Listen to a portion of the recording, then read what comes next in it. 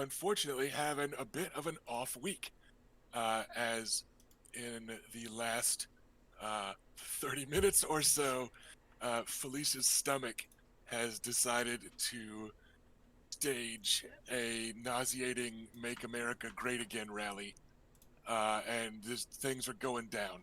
So she is not feeling good, and she is specifically also just not feeling good enough to game. Uh, and most of what we had planned for this episode, more than most episodes, was going to be very Raina centric, because it was going to be social play with some NPCs that are largely here for Raina to socialize with. And then it was going to be the family politicking a bit with some influential people during the hunt. And the heir should also be there for that. So we kind of got caught with our pants down, as it were. And we think that instead of half-assing an episode of Sea of Spears, and also our alternate scene, if we were down Erika or Robert, for instance, also is Felicia centric. So it's like, well, poop. Lots of our backup shoots are failing to open. For the first time in a while, several bits of the episode would have hinged on Raina. So we don't want to half-ass that. So what we're going to do instead is a very special holiday episode, which will be Erika getting a holiday gift live on stream from Felicia and I. Ash already got a gift. Robert already got a gift. It's not that Ash and Robert didn't get things.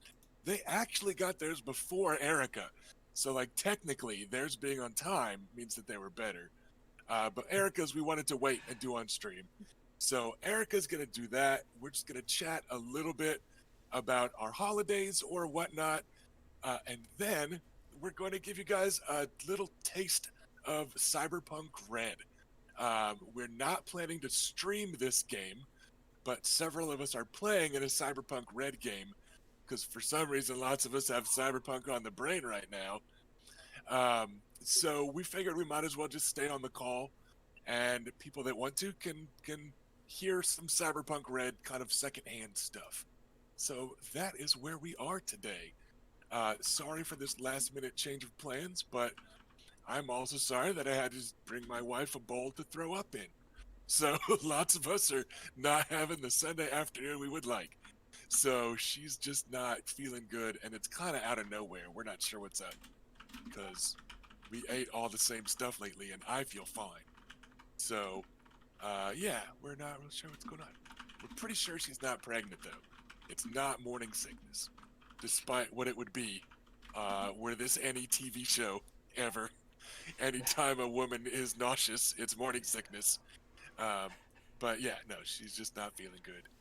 So it sucks, but we are gonna wing it and still get you guys some content today if you want to hang out with us. Um, so yeah, that's where we're at. We are improvising, we are adapting, and we are overcoming. Um, Erika, you've got the screen set up for um, your gift. Yeah. You want to transfer to that, Yeah, let's go ahead and and I will do do that. this real quick. Are we ready? Yeah. All right. Everyone, make sure you got your sound on. Yep.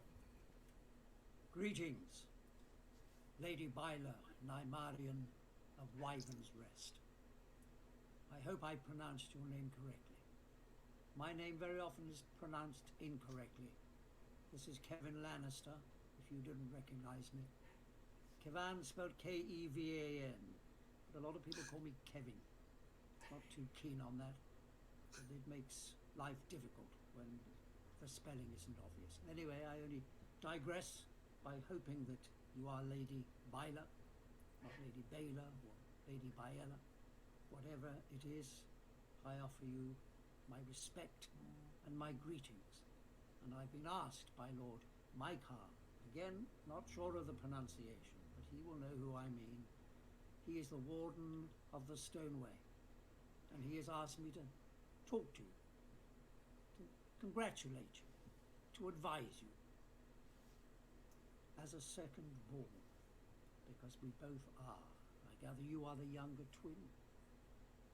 I am not a twin, but I am the younger brother of Tywin Lannister. And it's a position that is sometimes difficult, but also incredibly powerful. You are, if you like, the power behind the throne. You can influence, you can advise, you can guide, and as a result, you can be incredibly powerful without having to take the final responsibility. I'm not saying you don't take responsibility. You must take responsibility, but ultimately you don't make the final decision, but you can influence it.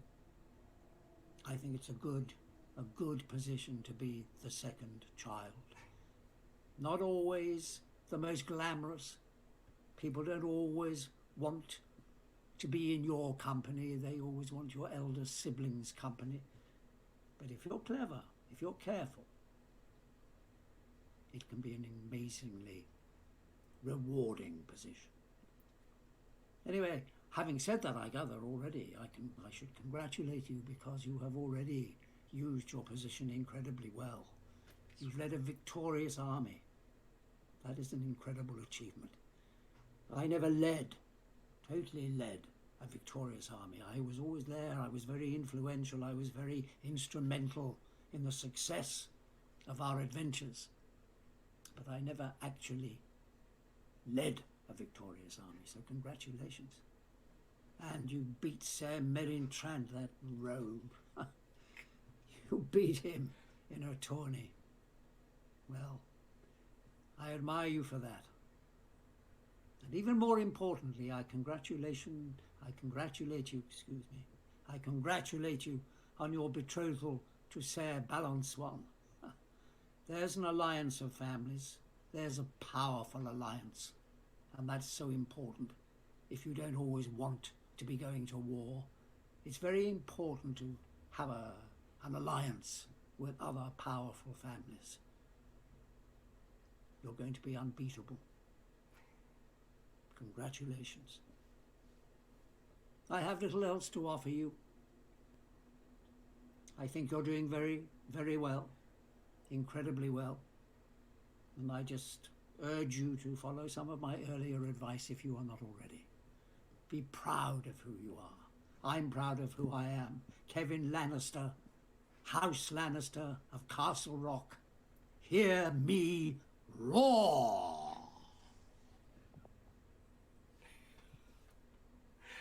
Oh, That was so great. cool. Oh my gosh. Wow. That So was great. there you go. Happy holidays. That was really cool.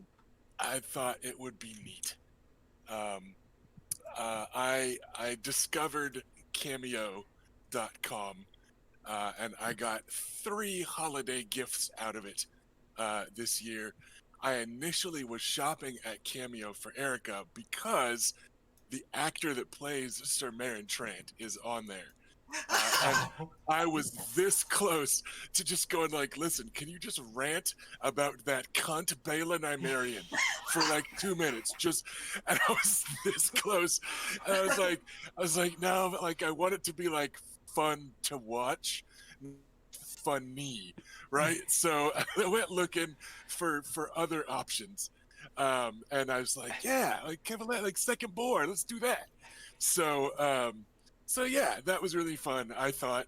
So I'm glad that you liked it.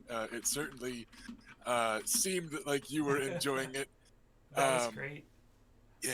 So That's so sweet. it was a good time. And like, there's a ton of Game of Thrones actors on there. I only got like a little look through. Right. Yeah, that's all. I'm like, I just want to buy these for myself now. Like, I just want to get them to talk to me. I'm thinking about maybe getting one from James Cosmo that I can cut into snippets as like a stinger for when people like or subscribe. like having the Lord Commander of the Night's Watch be like, and now your watch begins, right? Oh, that's Like wouldn't that be like, you know, welcome to play the game, boy, right? Or some shit like that. Like, so yeah, I mean, there's a bunch of them on there. There's some that are kind of interesting cast members. Like one lady I went looking, and she's like, Dothraki woman getting fucked at wedding. Like that's her big role. It's like you could get a cameo from her. I'm like, what kind of cameo? Are we talking like an only cameos type of situation? Like, was there special, you know? So some of them are interesting, you know, the actors and the actresses. Like I kind of remember that guy, you know, but some of them are some pretty big names, and I could have very easily spent a couple $1,000 on Cameo this year. Like once I found it, it became very dangerous. Yeah, I think like there's some people, not necessarily like Game of Thrones related, but there's a few that I was like, that's doable. That's right. So I have it that was much fun. spare cash in a month usually. Yeah, so it was fun, and I thought that would be pretty neat. No, they have the Wu-Tang Clan. That's a lot of Right. members for one pass. Like the whole. So yeah, I thought that would be neat. So happy holidays, Erika. Thank you. That's It was very cool. Speaking very of cool. holidays, my parents just left some gifts at my door, and I want to grab them so they Go can come do that. inside. So let me. I'll be right back in like 1 minute. Sure. Yeah, Robert Picardo. like, Well, what do was you yours? gotta Robert? do. I'm curious now. Robert, what What's did Rusty give you? Oh, he gave me a shit ton of those PDFs, Yeah, he got a bunch of Cyberpunk stuff. which is what right. I really needed, and Which was exactly in my budget, $0. Which was Okay. Oh no, I thought you meant that he got a cameo as well. no, just a gift. Not all of my gifts were cameos this year. Just several. Can I talk? yeah. Can I just like say a few words about mine? Because Of course. it was pretty rad. Because Rusty got Uncle Iroh to give me a happy Hanukkah message with lots of lovely encouragement that was Oh, genuinely. that's super cool. Yeah, it was so sweet. And yes, I was inducted into the Order of the White Lotus, and yeah, it was. I've watched it so many times since then because it's just instant like feeling goodness. Right. And like I told him what to say, and like I was still tearing up watching it because it's Uncle Iroh, and it's just like damn it, now I need to buy my own pep talk from Uncle Iroh. Like everybody Right? should have this, and it should be like their alarm that they wake up to first thing in the morning. Should be Uncle Iroh. Like, yeah. So that was really cool. Yeah, I highly recommend Pep Talk from Uncle Iroh. It was so lovely. Yeah, and I'm really glad that it the impact matched the intent. So you know, I'm glad that it landed like I wanted. There's lots of Game of Thrones ones that I was bandying about for the game. The best in-character one that I could find that I had planned for Adam was actually going to be Janos Slint sucking up to you. Like, I understand that you've recently come into some coin, my lord. Please, let me know anytime you're in King's Landing, and the Gold Cloaks and I will personally see to your security. And what's this about betrothals? Right? Like that was the best one I could think of. Would be that, and then like I said, I was gonna get Sir Meryn Trant to just cuss out Bela. The other one I thought of, the actress that played Marcella could have thanked Adam for her little horse. Oh, Like I thought that would have been cool. Who else? Was I considering? They've actually interacted in game. Yeah. Mace Tyrell could have stammered and stuttered his way through congratulating Reyna. Like that could have been neat. So yeah, there was a handful that I had the thought for, that could have been kind of fun in Yeah, that was character ones, but yeah, like it's an addictive little site. Like it's really yeah. easy to go like, well, this one's only $50. Like I got $50. That's just like ordering takeout for dinner a couple times. I could do that. Like I'll just I'll have mac and cheese this week, and then I'll have you know the first sort of Bravos tell me how good my footwork is. Like like yeah, Oh, I could do that. so That's worth it. So yeah, like it was a fun little site that uh, I'm glad. And I just stumbled across it. Somebody on Facebook mentioned it. And I was like, what's cameo.com? Oh my God, there goes all my money. Like, yeah, I had the same feeling kind of like once I'd watched my video the first time, and once I started kind of looking through, like I could yep. see myself spending a lot of money on pet talks from various right? actors. And they've got a bunch of Overwatch voice actors in there. I almost got you a hello from, fuck, now I don't remember which one it was. Who's your main, Erika? I'm completely Diva? blanking on her. I think she was in here. I don't play I just- Overwatch too much Okay. personally. Sorry, I just remembered that there was an Overwatch character that you and I had discussed once, and I guess it was Diva. But yeah, like there's a bunch of stuff on there. So I thought that would be neat. They've got. I thought Yeah. the in character one would be pretty fun. So I'm glad you liked Erika. It was good. It was very yeah. good.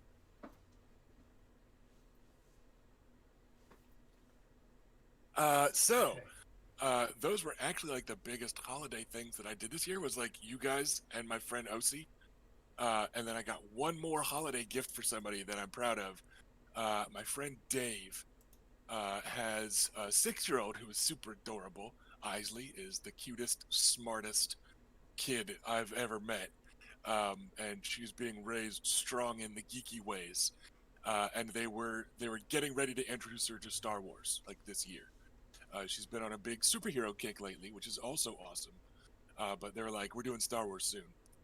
And then, not that long ago, Dave went on a big rant about how he hates the Darksaber. Like, he just doesn't like that it exists in Star Wars. He was like, that whole arc just like soured me on Star Wars Rebels. And I know that you say that they did good stuff about it in the Clone Wars, but knowing that it's there makes me not even want to watch the Clone Wars. Like, he just really does not like the Darksaber. And then I got a random ad on Facebook from Walmart for a light up sound making replica Darksaber that was actually really affordably priced. So then I bought Dave a Darksaber and I bought Isley a little 2 lightsaber set. And I'm like, now Dave has to play with the Darksaber because there's no way he can tell his little girl, no, sweetie, daddy doesn't want a lightsaber fight with you. So I trapped him. So I gave in to the dark side.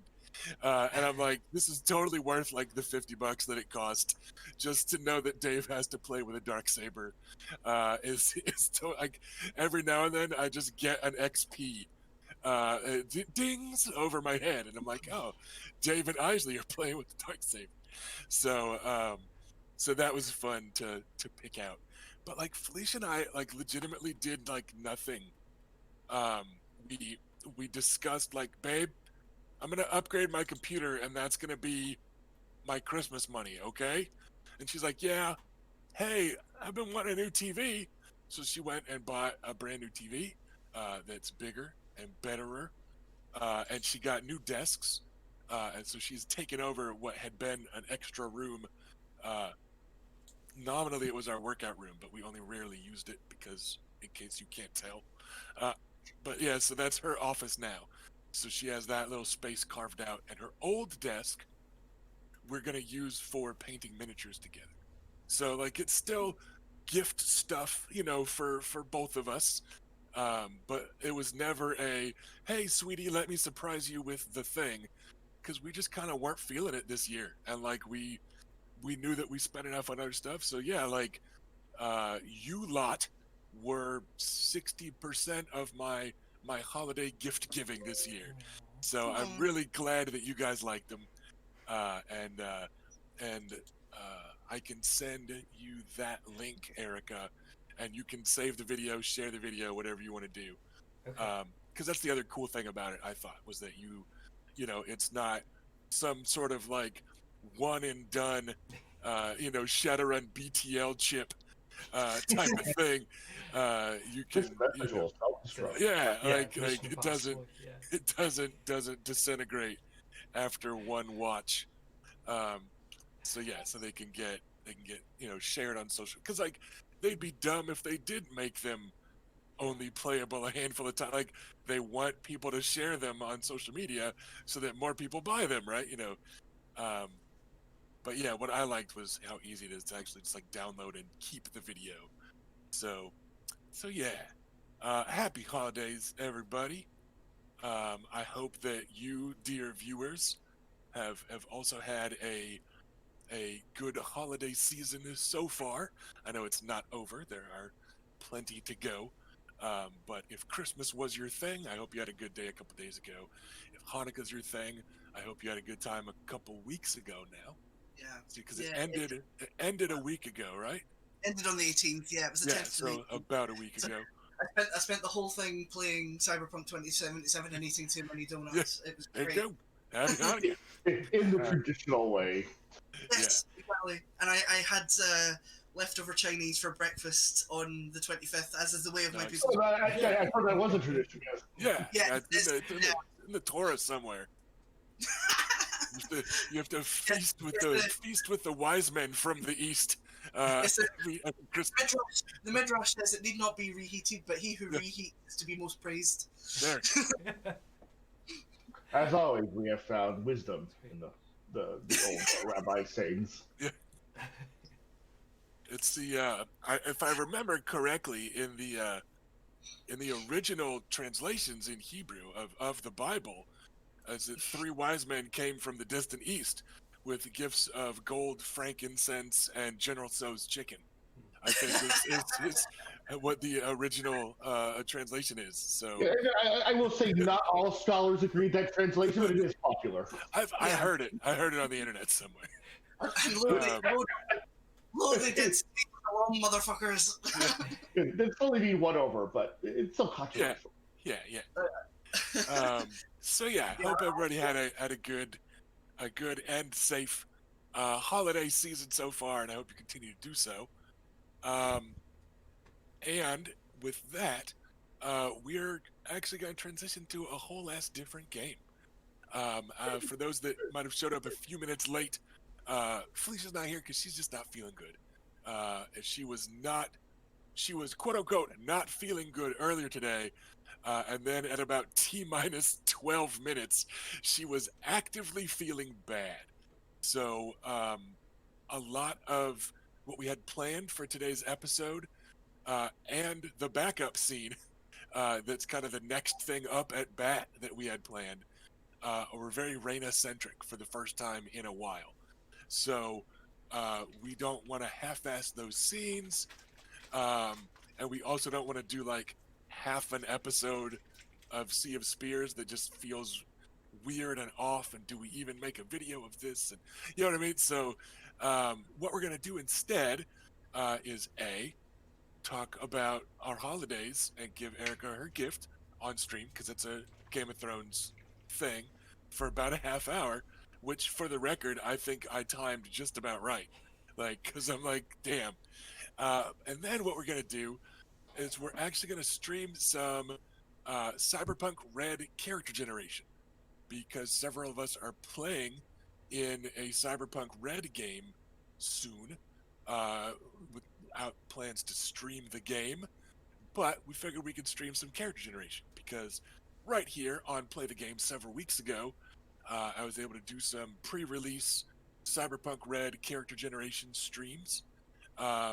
So we've established a precedent, and we thought it might be cool to kind of do a follow-up, as a couple of us are making characters to actually play, that we would mess around and do some Cyberpunk RED. All 4 of us that are presently here are also at least waist deep in Cyberpunk 2077.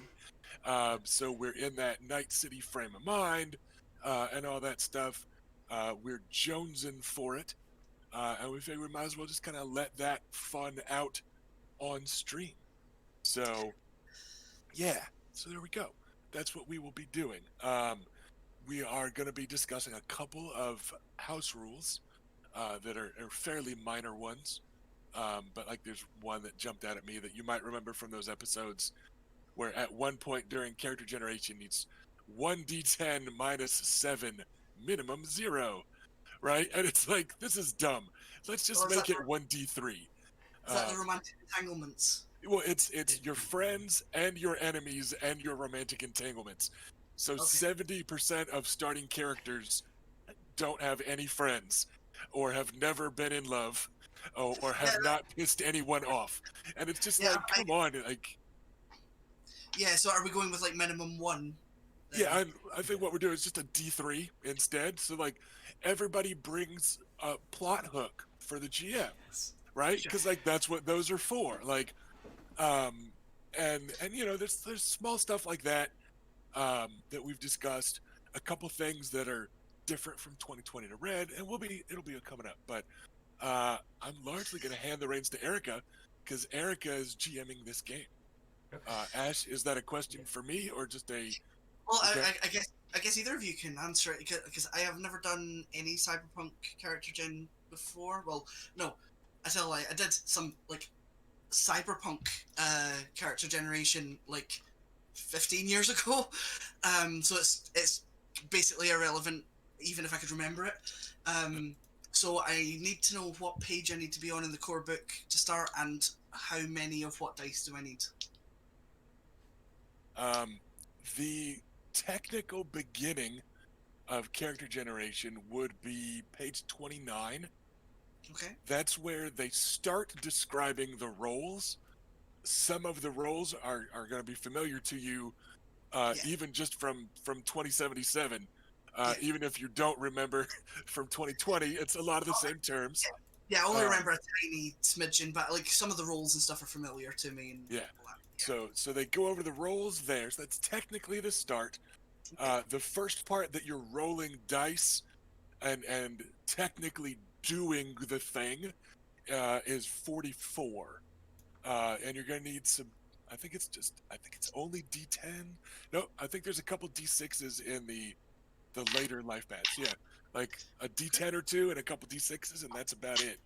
Okay. I will get to arranging that. So yeah, and with that, am I done stalling? So Erika has time to finish making the PDF view thing. Yes. Because I was trying to stretch it out there a little bit. Appreciate it. Yeah.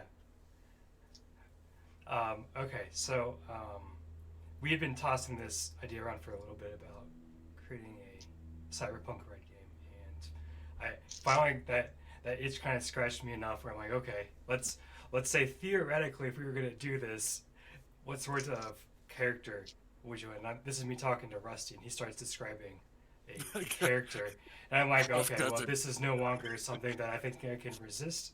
I have failed that will check. And so now we're going to move into what are we actually going to do? And so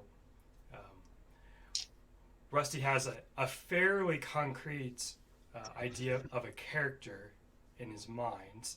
And I know Robert has a couple ideas he was contemplating the last time we chatted. And I think Ash had sort of either didn't tell me if he had been thinking about anything, or we didn't get to that point in our conversations yet.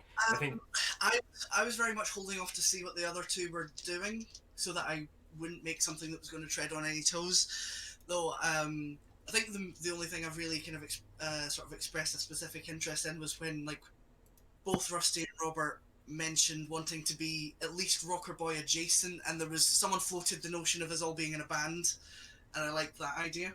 But I think that's the only thing I've kind of gone, oh, that would be cool. Not a deal breaker, of course, but yeah, like concept-wise, I'm kind of blank at the moment. Usually it kind of comes out as I'm doing character gen. Okay, so there are a number of different sort of group types that this game allows you to be. The classic one that you might think of is being a mercenary, where you're just a group of people loosely kind of maybe friends with each other or hired together to perform jobs.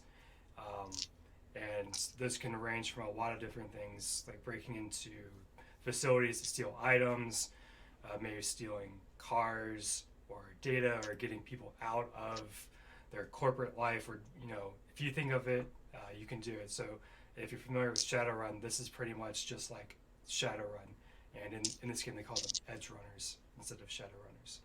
Uh, Other concepts involve being a band, um, in which case you might have a couple rocker boy types, but you might also have a few others. Like if you want to have someone who provides security for the group, they can be a solo. A manager could be an exec or a fixer type. Yeah, techies, Techies as well. Yeah, so there's nomads for roadies. Yeah. so there's ways to fit in all the different roles, as they call them, in here. And there's lots of other group types as well. And you can play as members of a gang.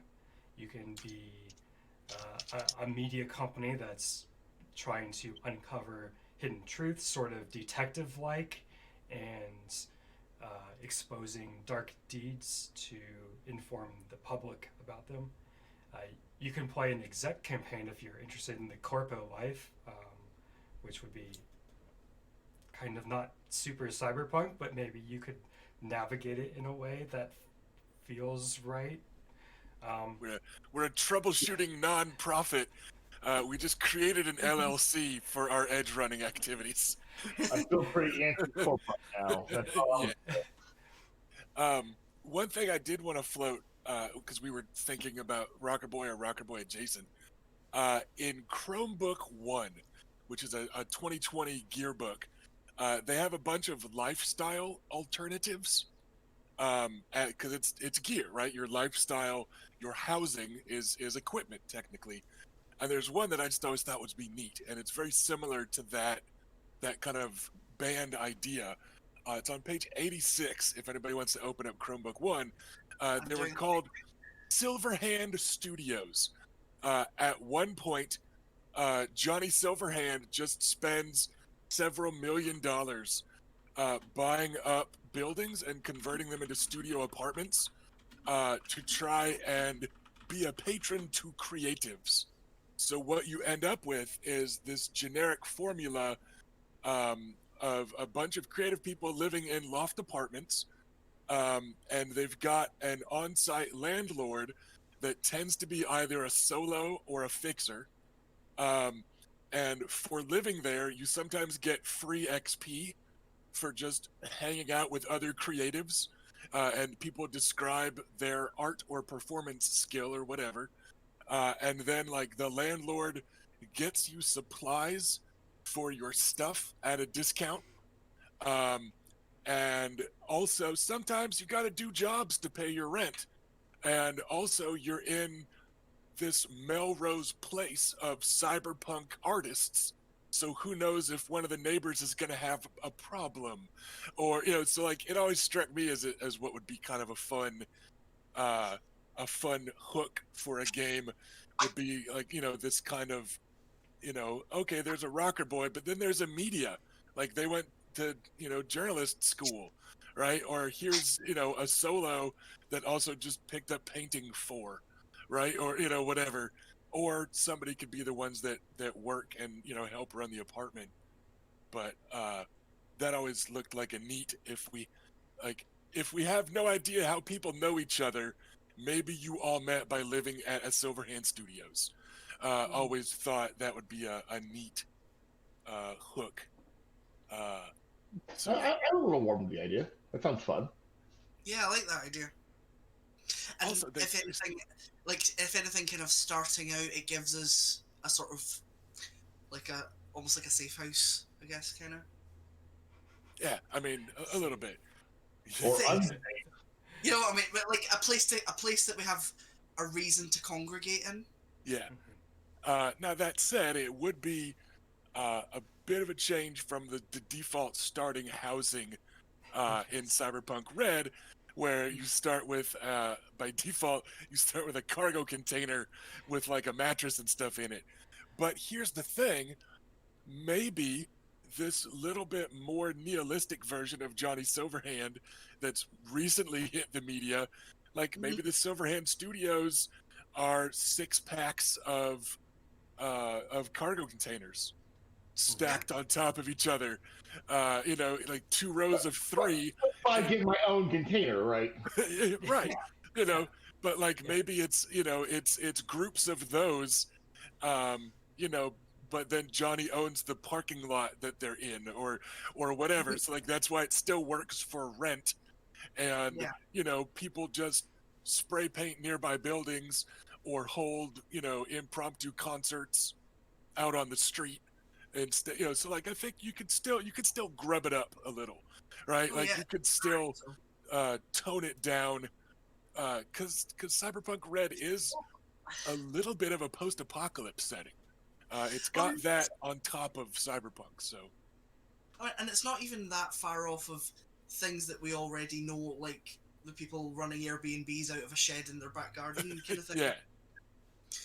It's not like, and I mean, I think it's Singapore where there's basically hotels you stay in that are essentially like small shipping containers all stacked together, and you can lie down in it, and that's about it. Yeah, we call those coffin. We call them coffin hotels in Shadowrun. Remember, kids, if you ever need to get a coffin hotel in Shadowrun, get the troll-sized one. It's a pretty small discount, but it gives you a lot more room. Ding. There's your Shadowrun advice and tips. There's your Shadowrun tip of the day. Is get the troll-sized coffin motel. That's the bonus content you get when we do Cyberpunk. You get the occasional. How much is Shadowrun going to bleed into this? Or vice versa. In this game, they're called like cube hotels or something like that. Yeah. Right. Yeah. And they're actually pretty neat. Like I've seen them on some travel shows and cooking shows that travel, which I'm not sure how big the difference is there, but like, yeah, the ones that they've shown, at least on camera, look very sleek and cyberpunky, so they're neat. Now add 30 years of no maintenance. And, exactly.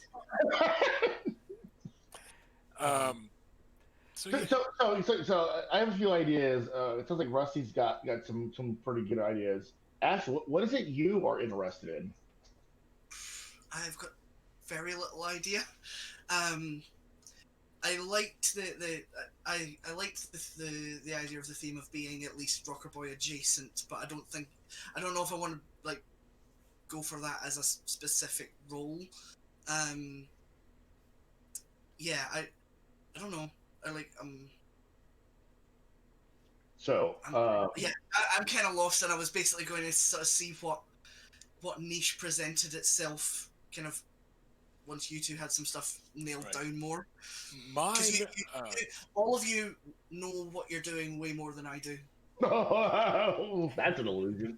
My guy works as a couple different roles, which potentially, if we play long enough to get improvement points, I might branch out to secondary roles.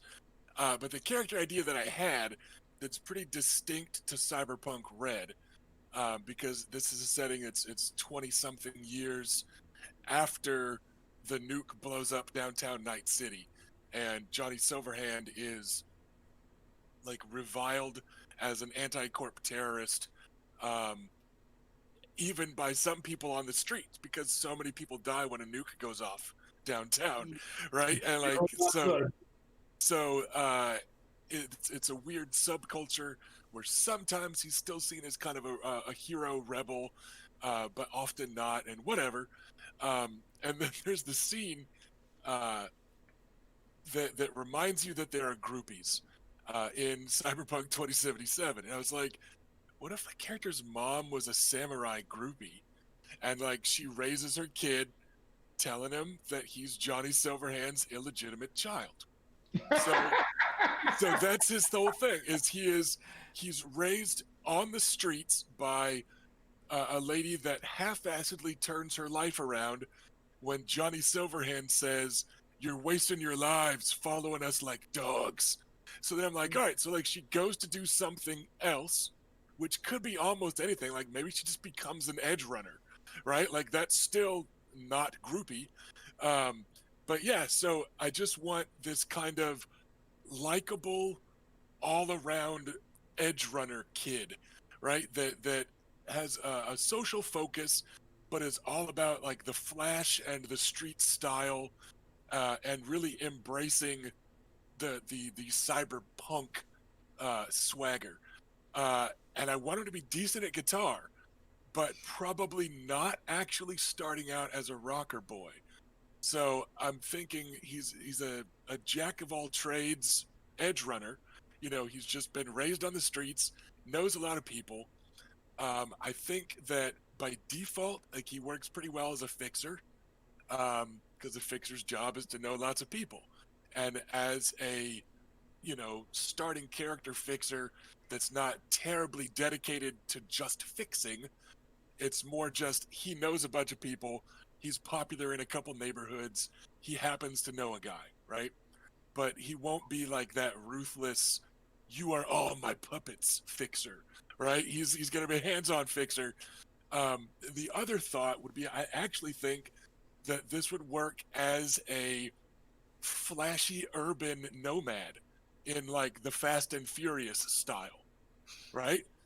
Because if you look at mechanically, what the nomad skill moto does is just you're good at driving and you've got a car, right? Like so, I Right. feel like that could totally still work for like a flashy street racer type, and that you've still nominally got a nomad pack, but it's your street racing buddies, All right? right. I have So collapsed the wave function of my ideas into a single idea now. Thank you for talking about that a lot. um, It's crystallized some stuff for me as Yeah, well. I'm going full All right. rocker boy. I'm I'm going. going. All right, I'm gonna pause for a moment to address a question Alrighty. we had a few minutes ago in the chat, was about whether or not you can be multiple roles, and the answer is during character generation you have to pick one and you're gonna go with that, but you can customize your skills to kind of flavor yourself in a lot of different ways. And then after you create your character, you can spend your experience to buy up the unique skills from the other roles. So initially, no, you can't do like the old school D&D where you do the dual class. You can't do that, but you can do the more modern D&D where you can like be multiple different ones just by by buying up the skills in those unique and roles. that's very different from 2020. In Cyberpunk 2020, you had a starting skill list that was very strictly defined by your role, and it was difficult, if not impossible, to change. I think there was a splat book that set a precedent for how you can change your role, and I want to say it was one of the last books they published. It was in like the Adventure trilogy. So it was just assumed that like no, like this is what you are. In this version, depending on the version of character generation you use, it might be that literally the only thing that defines you as your role is this one role ability, their special skill. Because if you play the freestyle version where you get to pick all your own skills and attributes and gear, you could totally build yourself, somebody that looks like a nomad, and you could probably even roll on like the nomad specific life path, but you could be playing a techie instead, and you go like, no, I'm the mechanic for my nomads, or right. So I really like that flexibility, and that's basically what I'm playing with this guy. Is I mean, he works. If somebody really wanted to be a fixer, I can be a nomad. If somebody really wanted to be a nomad, I can be a fixer. And then like either way, he's still going to be decent in a fight. Um, and then in theory, building towards Rocker Boy. So like it's covering a lot of bases in a very old school bard sort of way. But I I thought that it would be a pretty consistent personality that allowed a lot of room for other people to, if they're locked in on a role, to not take a role from anybody. Yeah. So, because that flexibility in this edition is dope. It's very good. I quite like. All right. Yeah.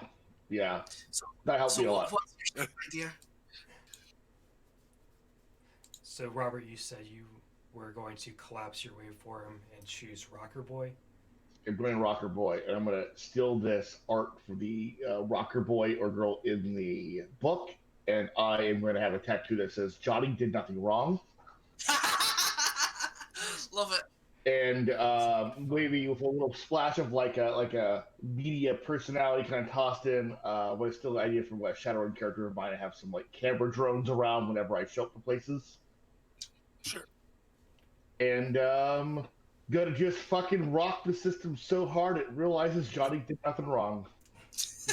It reminds me of just your phrasing just reminds me of the subreddit Feanor did nothing wrong. Yeah, it's some influence of that, but a little more positive. I love that. I like that. That's a great idea. I love it. I think I'm leaning towards a solo. Because it sounds like you two are going to get yourselves beaten up a lot. Well, I'd like to shoot good, but yeah. Well, and the cool thing is, like, if you legitimately don't have a character idea in this setting, or I mean, in this character generation, you could just run your life path first, right, and then see what jumps out at you along the way. I'm life path anyway, but like I think like back 15 years ago when I did some Cyberpunk 2020 character gen, I wanted to be a solo, but someone else was doing it and I wasn't allowed. So Gotcha. I think I need to fulfill that dream. Absolutely. Then. I think also just like I tend to like when I'm in a lot of video games, I tend to tank, so it probably suits my playstyle. Also just as like a counterpoint to my current role-playing characters who are very much lovers rather than fighters. little soft boys. Little No, Captain Cortez is not a soft boy, but he's definitely Captain Cortez is not a soft boy, but he's not the. I don't know. He's not a bellicose captain, but he's also not going to get pushed around. No, like much prefers to solve problems peacefully. Whereas I think I like the idea of being more. I've been watching a lot of The Expanse recently, so maybe something vaguely Amos aligned of little problem by hitting someone. Nice. Have you? I know that you initially had like the quick start stuff.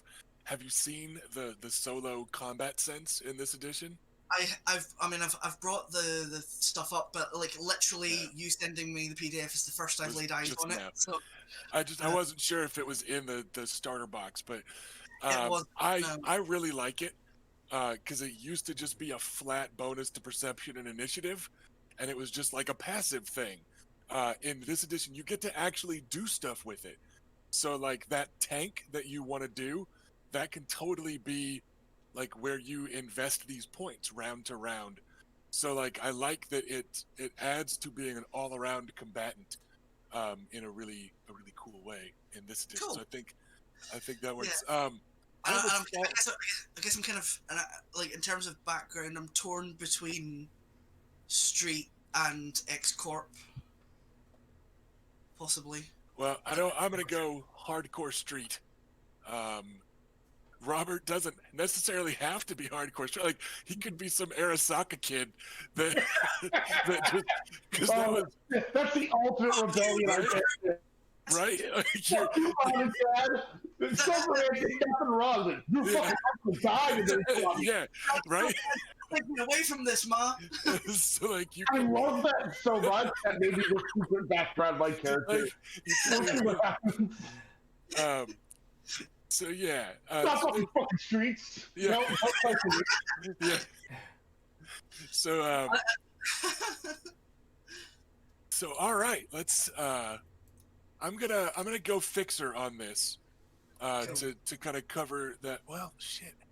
But then Nomad, I could be the then the party could have a driver, because otherwise it's really difficult to have a driver.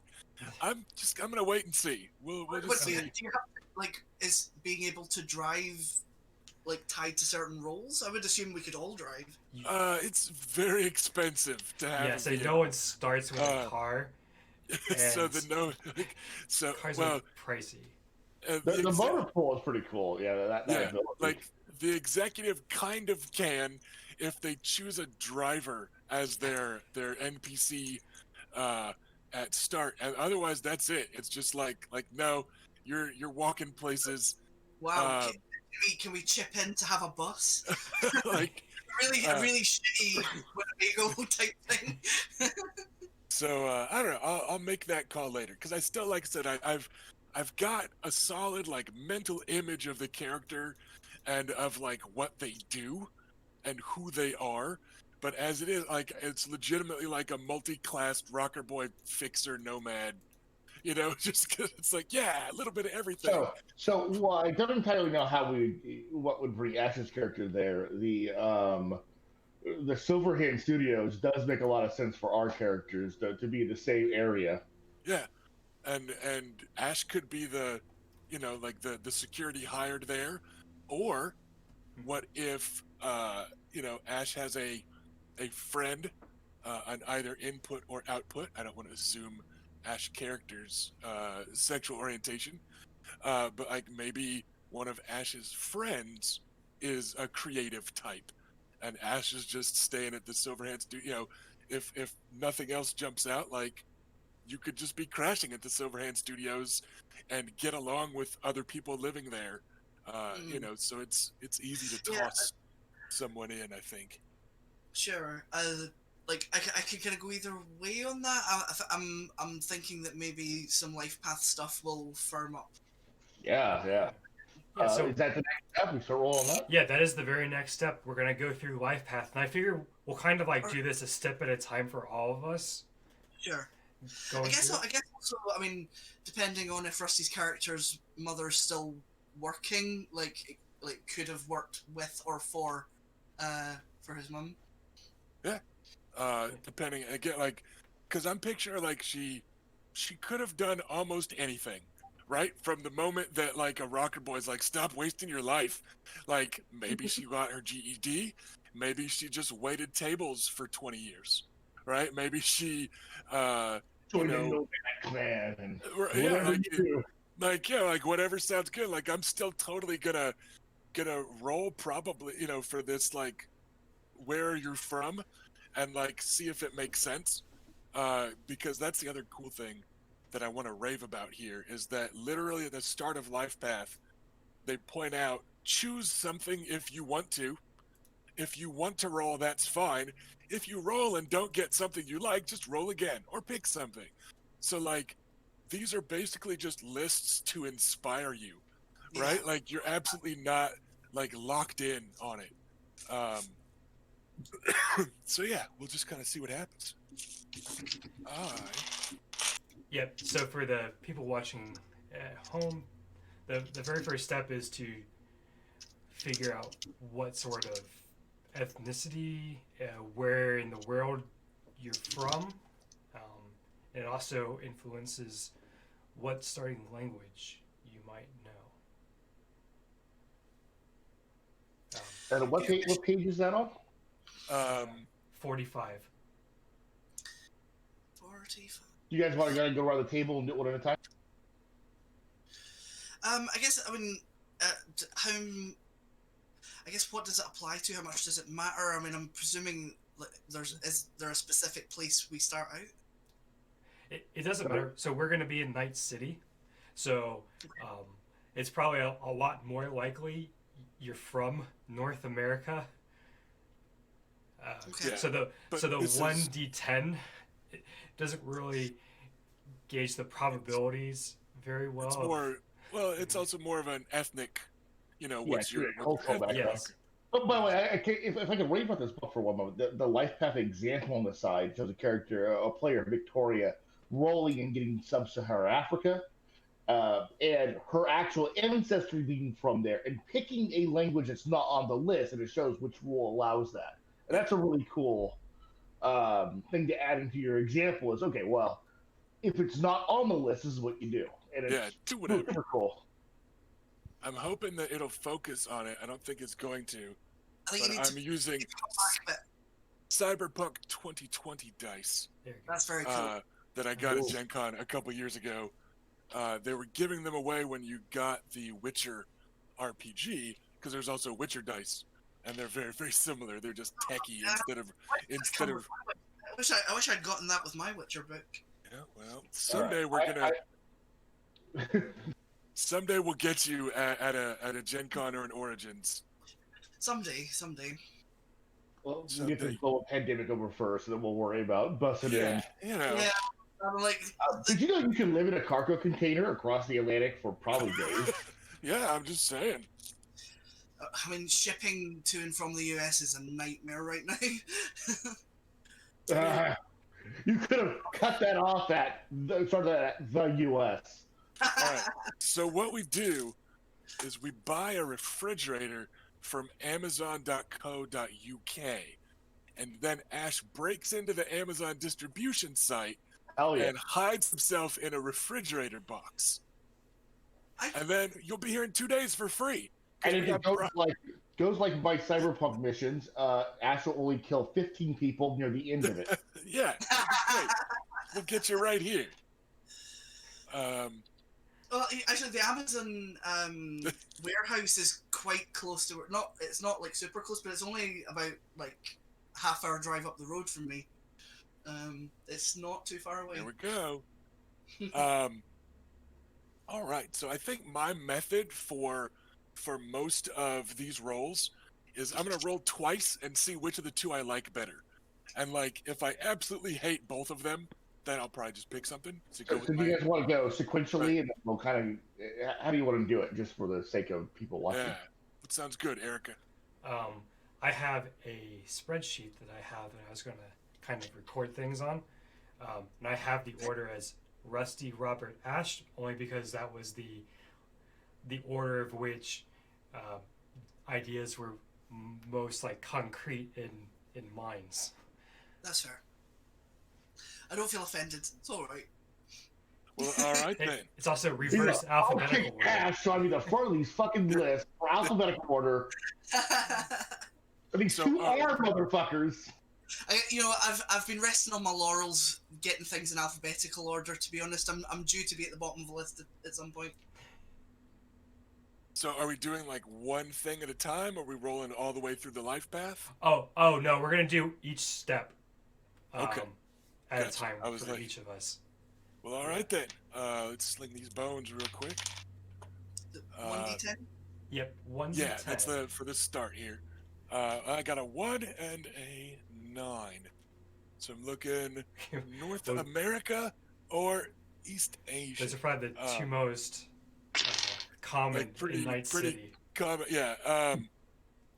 So let's see. Oh Interesting. wow. Okay. This is. I'm gonna pick general region of North America, so that I'm not like pure Chinese, because I don't want to be cultural appropriatey, Yeah, and because I'll- Johnny Silverhand, right? So Yeah, I'm I'm a gonna bit do that. concerned about that too. yeah, but I then I know that English is in every section. yeah, Thanks, Yeah. imperialism. Well, that's less your cultural background, just the default language you get your free points in. Yeah, no, I'm just amused by it. That's all.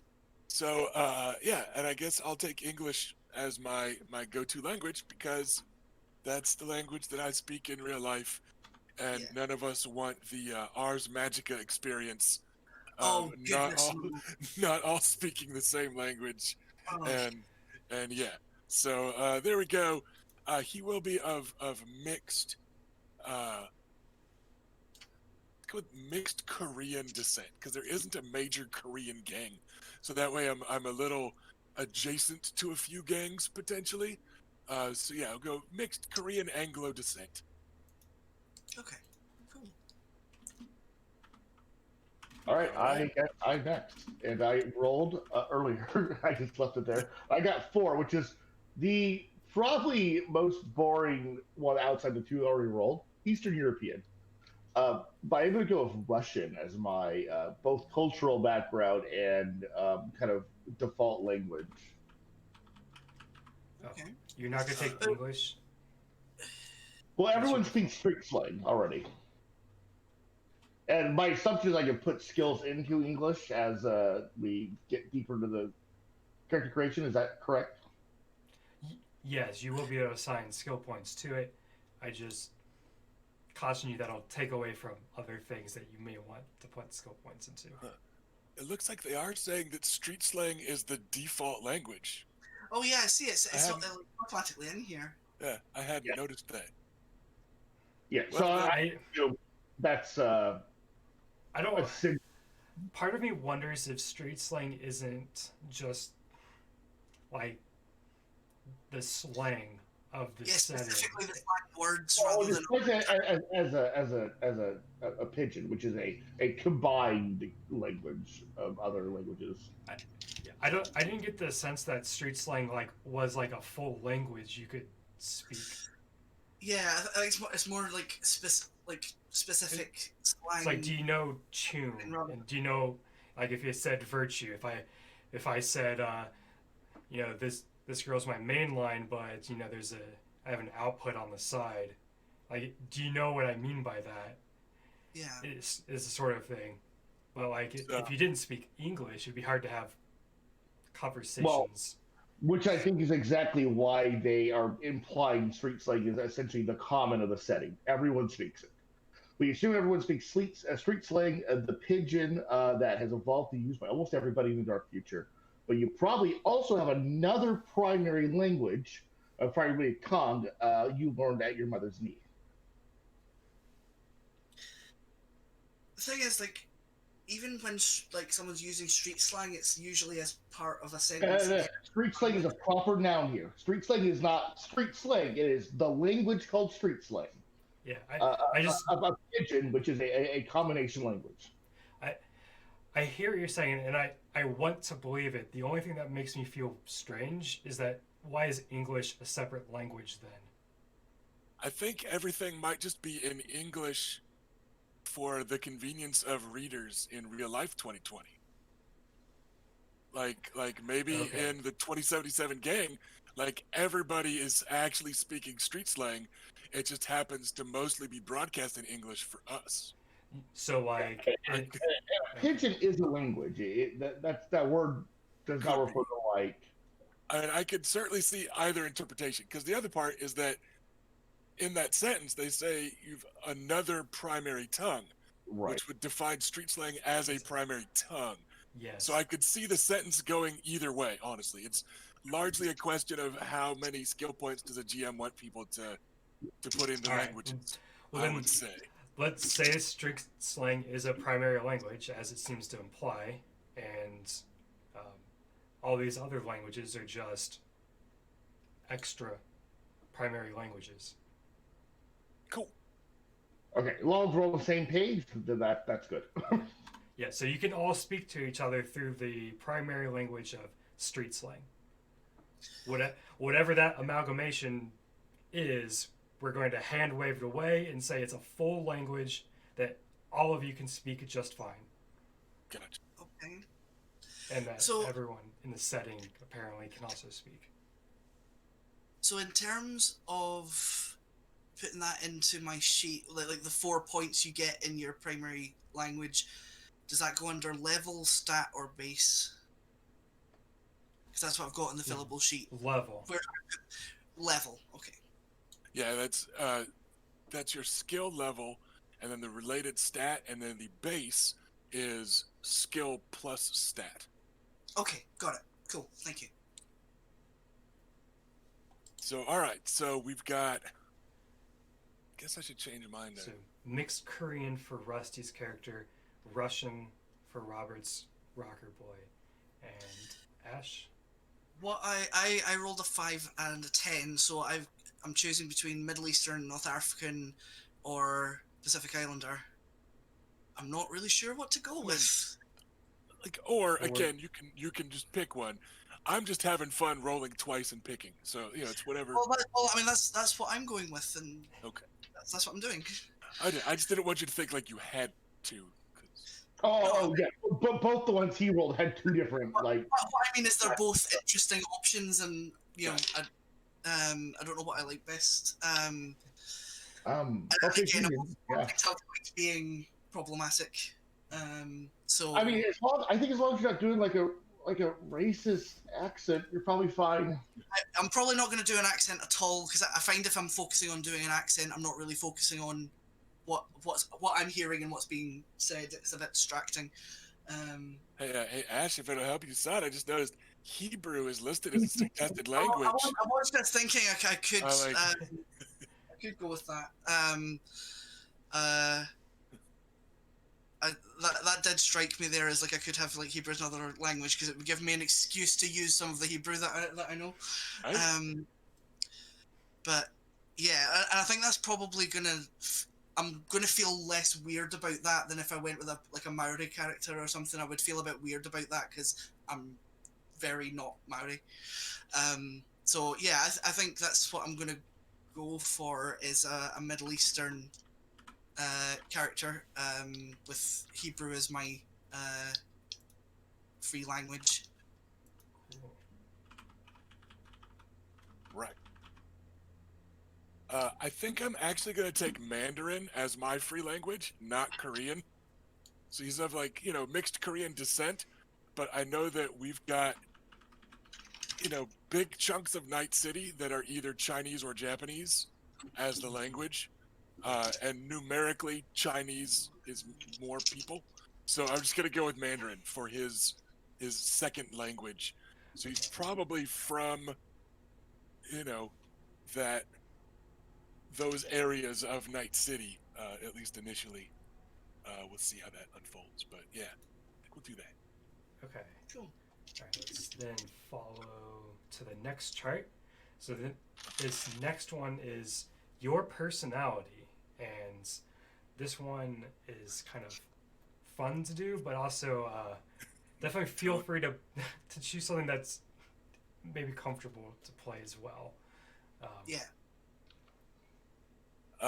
I just got either 4 or 10, which is to say moody, rash, and headstrong, or friendly and outgoing.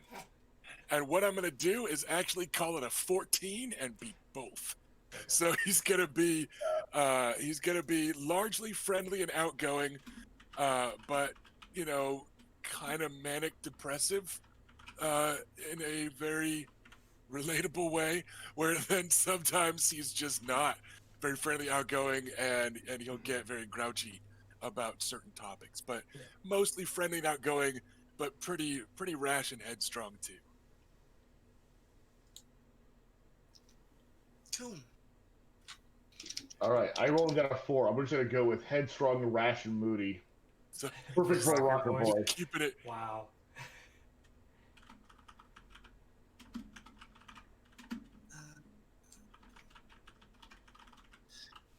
Okay, and Ash. Roll. So the two that I've rolled are arrogant, proud, and aloof, or moody, rash, and headstrong. I'm going to look at the rest of the list, because Yeah. I feel like both of those are going to be a bit too abrasive. Yeah. If we have too many of us doing that. Let's see what we got.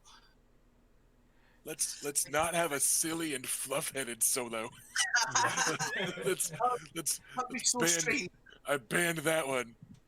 I quite like.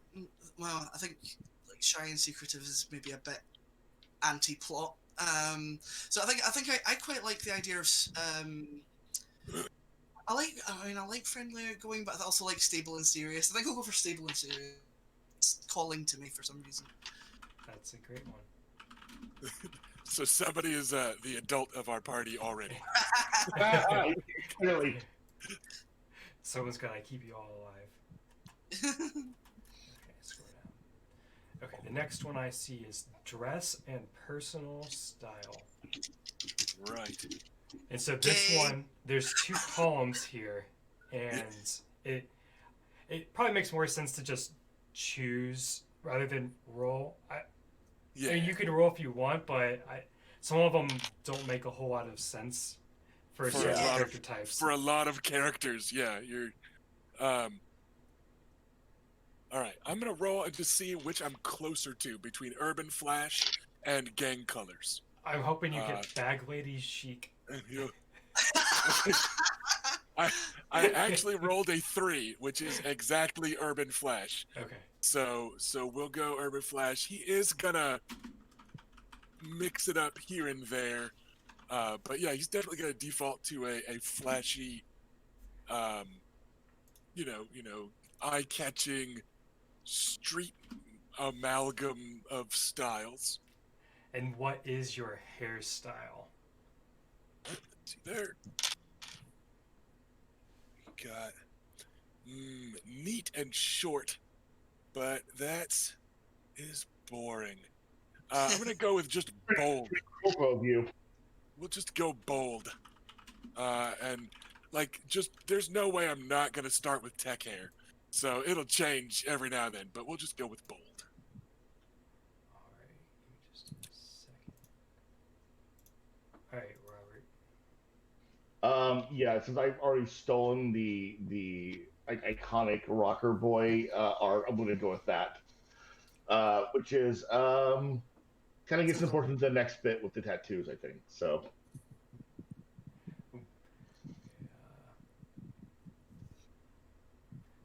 Are you also Urban Flash?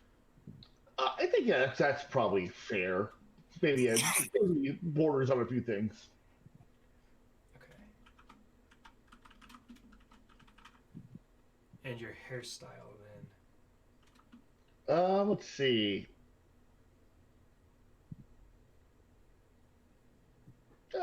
Wild. Wild hair. We go wild, and all over. Okay. All right, and Ash. Long and straight's calling to me hairstyle wise, Okay. but I've decided to kind of ignore my roles.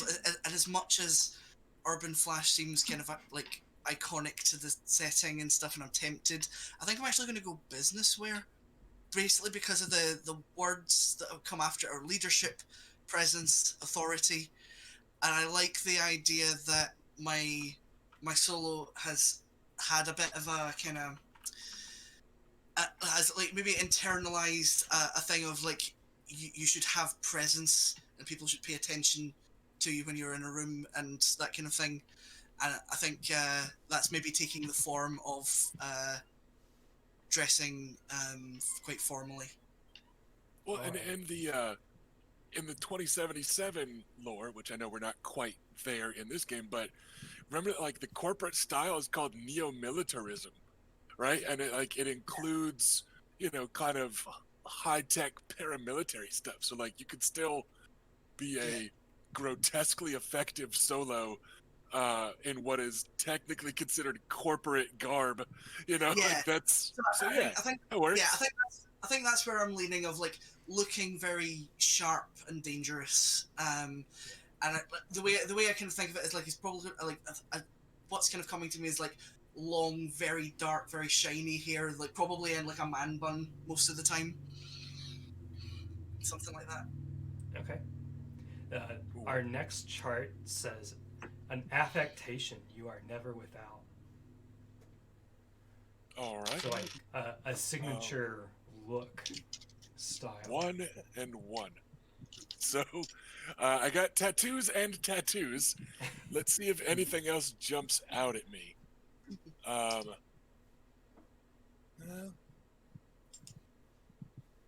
see, a couple of them make certain flashy cyberware obsolete, so I'm not going that. I feel like gloves are a pain in the ass if you're trying to play guitar. I'll just stick with the roll. Let's go tattoos.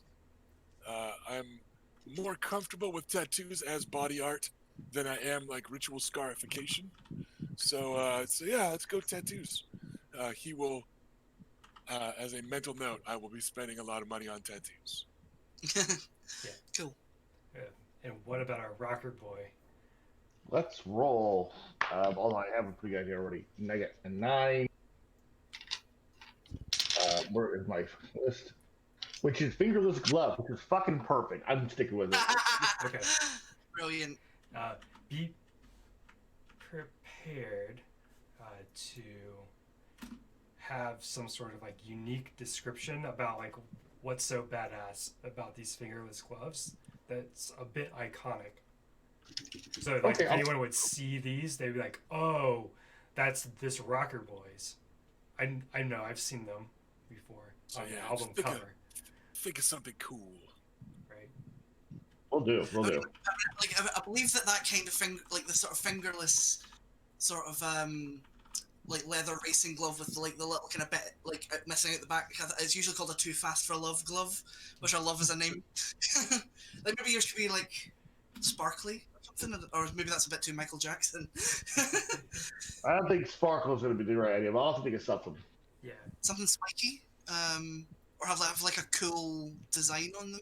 I gotta play guitar, but you have to like super in the way. All right, Ash, what affectation?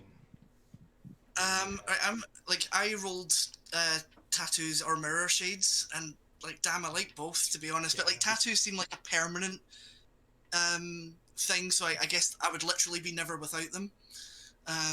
So yeah, I like tattoos. I mean, we're all gonna have different stuff, I presume, anyway. Yes, and these will have to be ones that are visible. Yeah, that's totally cool. I So- I kind of envisage the character being kind of covered in them anyway. Yep, so like forearms, neck, maybe face, or just something that is iconic for your character. Yeah, I'm thinking like neck and full sleeves, probably something like that. Like probably within a theme, it's probably like, it's not like lots of different ones all kind of cobbled together. There's like definitely been a kind of artistic flow in mind. Yeah, that makes sense. All right, let's go to the next table. The next one, things get interesting. We're going to start looking at your motivations. Alrighty. So we have 2 columns here. We're going to choose and roll one for each of the columns. So Gotcha. what do you value the most, and How do you feel about how do you, most people? how do you feel about most people? All right, Hmm. we got a 4 and a 9 on value most. So I value honesty or family. In theory, Yeah.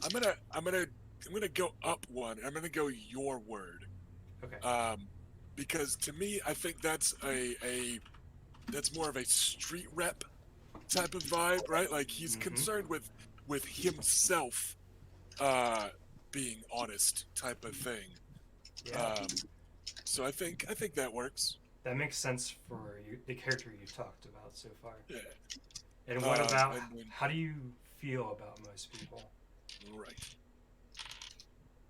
2 and 6.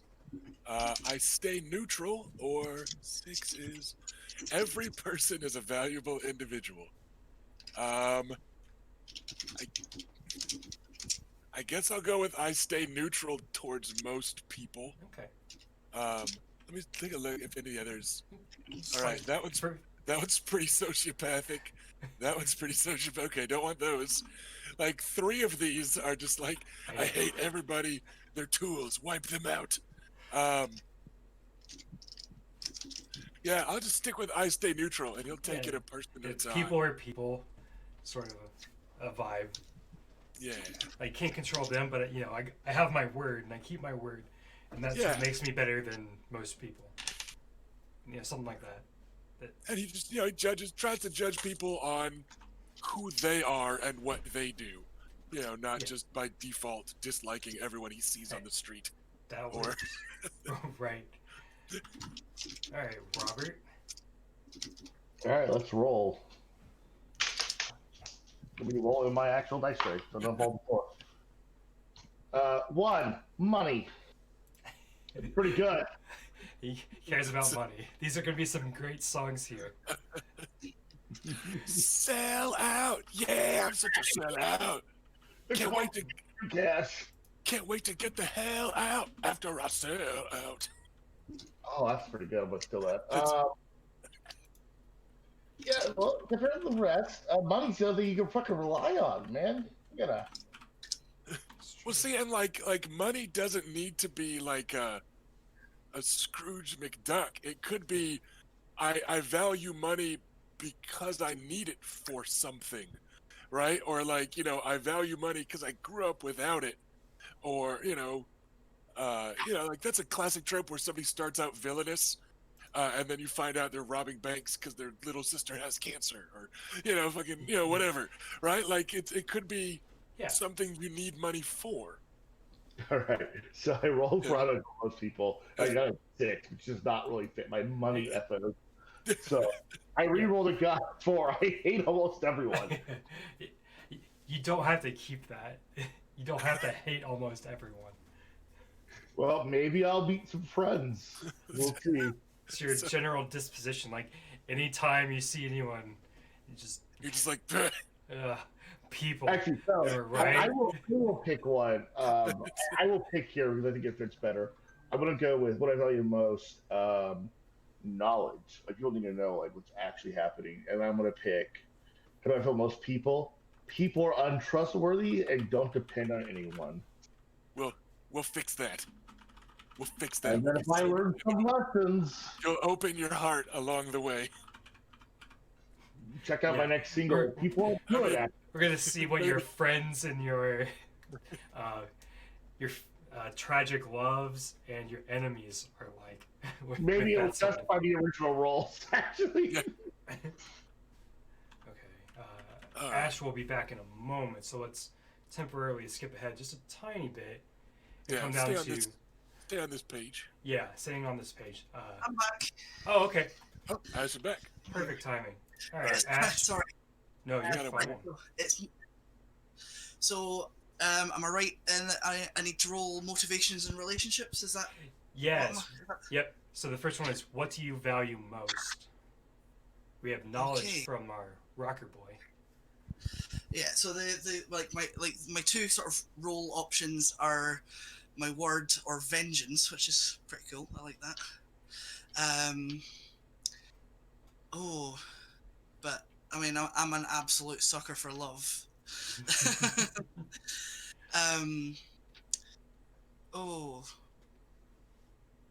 Damn it! I should have thought about this while I was away. Well, and like, you don't have to get locked in on one right Yeah. this second, I guess. Like it's I actually think I like honor. Honor like feels right for like how the character's forming up in my head. I like honor.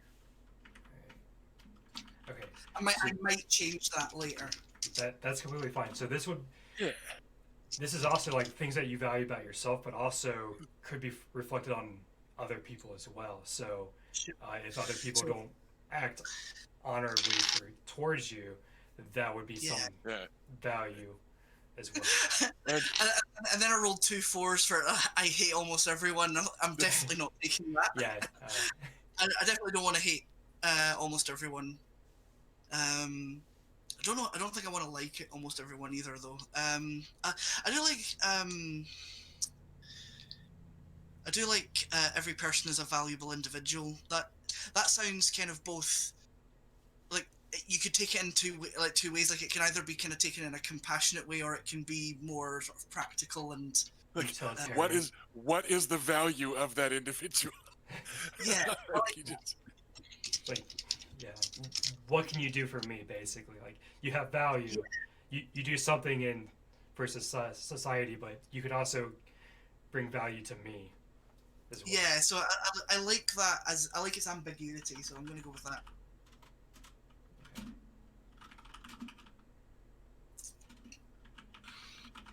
Cool. And what I like about a lot of these is just like, if you stop and think about it for a second, right? Think about how many different ways you could interpret honor as the thing you value most, right? Like Yeah. that covers a lot of ground. There's a lot of different ways to define honor in a setting like this. So yeah, like and like we said with money, it could be, why do you value the money? What do you need the money for? Uh, and Yeah. do you value power because it lets you protect your neighborhood?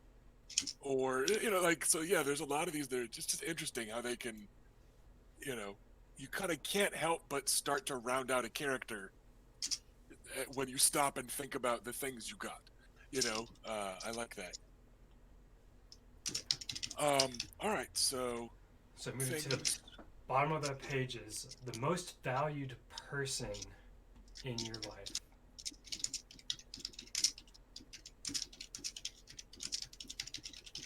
One and 9, which is over here. A parent or a personal hero? Okay. Let's between those two. Taking the throne. No, taking the throne won't be today. Won't be affecting the session. We're not really Sea of Spearsing it today. So donations and bits and cheers and all that are, of course, as always, appreciated.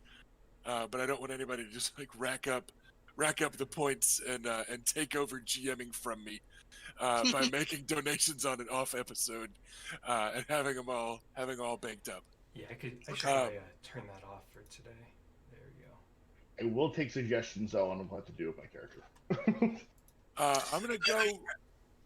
Oh, sorry. Go ahead. I was just gonna ask Robert if it was a toss up between things that you needed help with or something. At the moment, no, but we'll see what the future has. I'm gonna go personal hero with this, which isn't to say that he doesn't also love his mother. I'm not giving him Rusty issues, but yeah, like let's go with it. Like, because I think his mom fed him those stories so much that yeah. And who is this person? I think it's gonna be Silverhand. Okay. Like he was, yeah. I think that's what's gonna happen. Like just because that's what, like, you're special. We'll make it out of here someday, baby. You're meant for better than this. Like that stuff that plants deep roots. So yeah, let's do it. Let's go personal hero. And Robert. I'm also going personal hero, Silverhand. You don't tattoo Johnny did nothing wrong on your inner thigh unless you really believe it. Inner thigh, really. For the record, though, what it should be is Johnny did on one inner thigh, and then nothing wrong on the other. Now, Ash, hey, that sounds like it hurt. Set me up here. Sounds like it hurt. I was. The truth often does, Chumba. Oh. Oh my gosh. Okay. Yes. All right, Ash. Who's the most valued person? It just comes with the implication that it's for a very particular audience when you put it there. You don't know how many. If they're that close, they have to know the truth. It's the final test you have to pass. Oh no! It's turned into that already. Okay. I was wondering how long it was going to take to go into the gutter.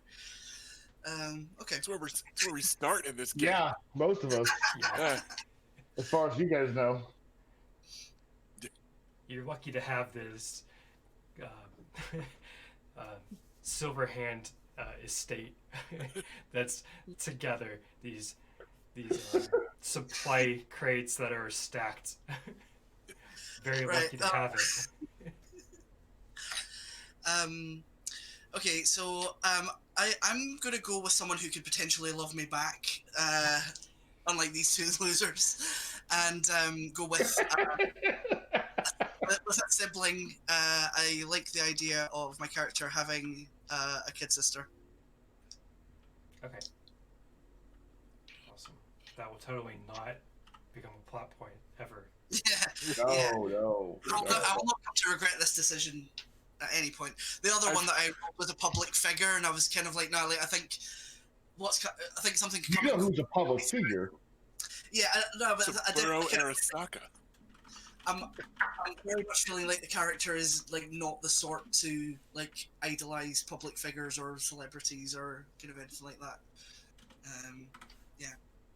I feel like if you roll a 6 on that chart and you get who do you value the most, and you get a pet, then it's just like, oh no, I'm starting a new character because I don't want whatever the GM's gonna do to that dog to happen to that dog. Yeah, my dog, info. One of the Channel Islands, you're gonna live as hermit. Right? Just you don't want to be John Wick in that situation. yeah, I feel like that's just asking for trouble. Yeah. Yeah. All right. So the final chart on this page is what valued possession do you own? What's your most valued possession? I think I know what I'm doing fine. 7-4. 7 musical instrument. 4 a photograph. I could see either of those working. I could too. For the concept. What else do we have here? A photo of Silverhand and and mom, like that. Yeah. I could see a recording also being cool. Mm. Piece of jewelry could be cool. Fuck, like there's lots of these. Fuck. I don't know. I'm gonna waffle back and forth between 4 and 7 for a while. Okay. We'll pause on that for a moment, and we'll go over to Robert, who has a good answer, I'm sure. Yeah, I'm definitely going with musical instrument, but why it's important, I don't know yet. We'll have to see. Can I just assume guitar instead of leaving it? Oh, yes. Yeah. Clearly. It will be a guitar, but yeah. All right. So the triangle. Let's see the stage instrument. Just okay. This tone opens all the vaults of the certain corp. It wasn't get sentimental after all. It was important. All right, Ash. Yeah, I too kind of had like a couple of difficult ones to choose between, like either a weapon or a book or diary. And as much as like I'm kind of tempted to make my most prized thing like a Sefer Torah or something, I think I'm going to lean more into the solo side of things and go for a weapon, Mandalorian it up a bit. Okay, we can wait for you to find that weapon for a moment. That way we can get to the end and make sure you can start with it. Start with something worth valuing. Yeah, I guess then I'll leave that as an open thing, because if it turns out I can always go with the other thing. And of course, if you for some reason you like can't start with it because you don't have the money to make it work, you can always be like, such and such has my weapon and I need to get it back, right? Yeah, so cool. Instant plot. Whatever right corp, I left my blade behind, or whatever it is. Yeah, I you know what, I actually kind of like the idea of like I kind of like internalizing some kind of like pop culture code of honor, like the Mandalorians, like something like that. Like your weapon is like part of you, kind of thing. It's very Solo. Yeah, Shadowrun, I played a phys adept who's got a sword he was obsessed with. Raised by the Japanese government as an assassin. This was a gift from the Emperor. And when he finally gave it up, it was a real emotional whole thing. I'm going to go photograph. Since somebody else, like, he's still going to like his guitar, assuming I can afford one. But yeah, he'll have a worn old photo of Johnny slinging an arm over his mom's shoulders and stuff like that after some show. Excellent. Oh. It's a screenshot of some text. Hey Johnny, how you doing? Who this? All right.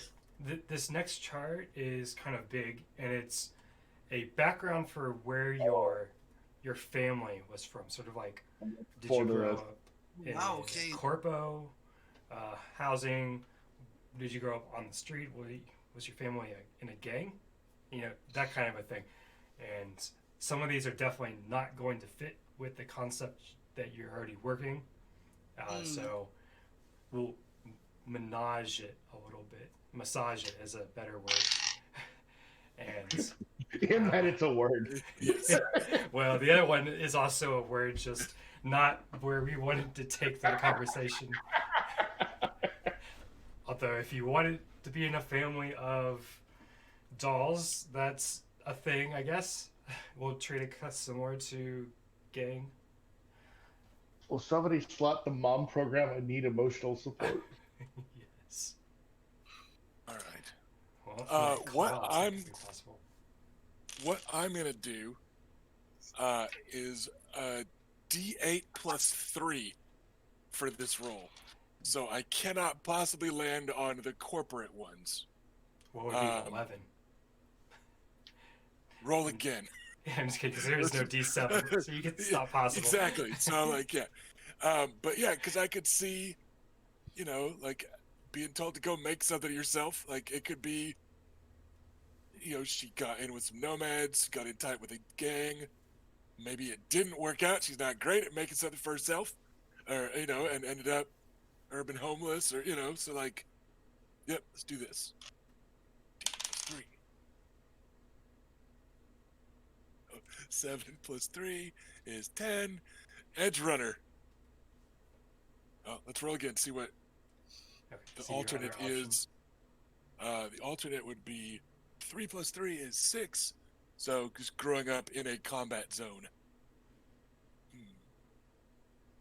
I'm gonna do edge runner. I like the idea of it being in his blood, and like mom just kind of went anti-corpo terrorist. Say maybe a techie, or something. You know, like maybe not necessarily. She didn't like go solo, but yeah, like I could see her, you know, being a professional criminal type. So let's do that one. General background. Robert, how about your family? Oh, let's roll and see if something fun comes up. Because I have a few ideas.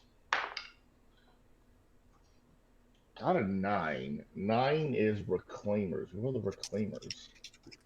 Those are people who were trying to reclaim lost settlements out in the desert, basically. So ones that I don't like that. That was boring. okay, that was one of the kinds of like games you could run. Would be a group of reclaimers who are going to try to Or like, rebuilding San Luis Obispo. pretty much. Yeah, I got 2 corporate managers. Okay. Not execs, but maybe wanting to work their way up. Probably doesn't like the stuff I say.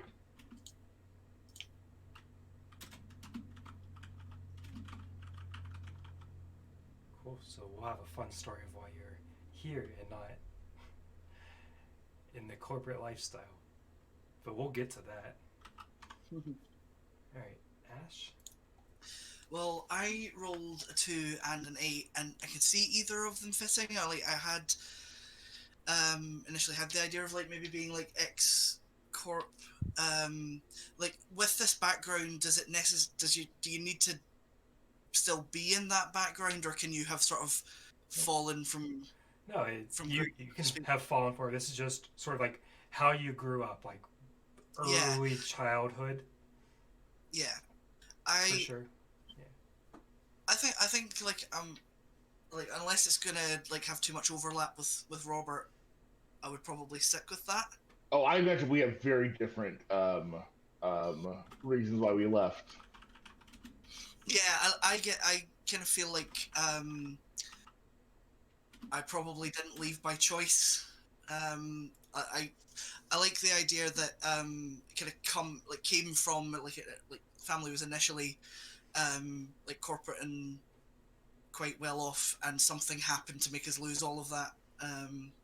So Yeah, I think my take is gonna be I'm not gonna fucking tell anybody that like parents are some fucking middle managers at wherever. I'll ruin your street cred. Yeah. All right. Yes, I'm So going now with we know corporate. what your parents did, how they sort of made their living, so to speak. Now we'll get Yeah. into childhood environment. Alrighty. 1-6. Ran on the street with no adult supervision. I I always picture just like feral kids like gnawing on bones and stuff. When I read like they jump up on a car like Gollum and just it's 6. Heart of a combat zone. Living in a wrecked building or other squad. Um,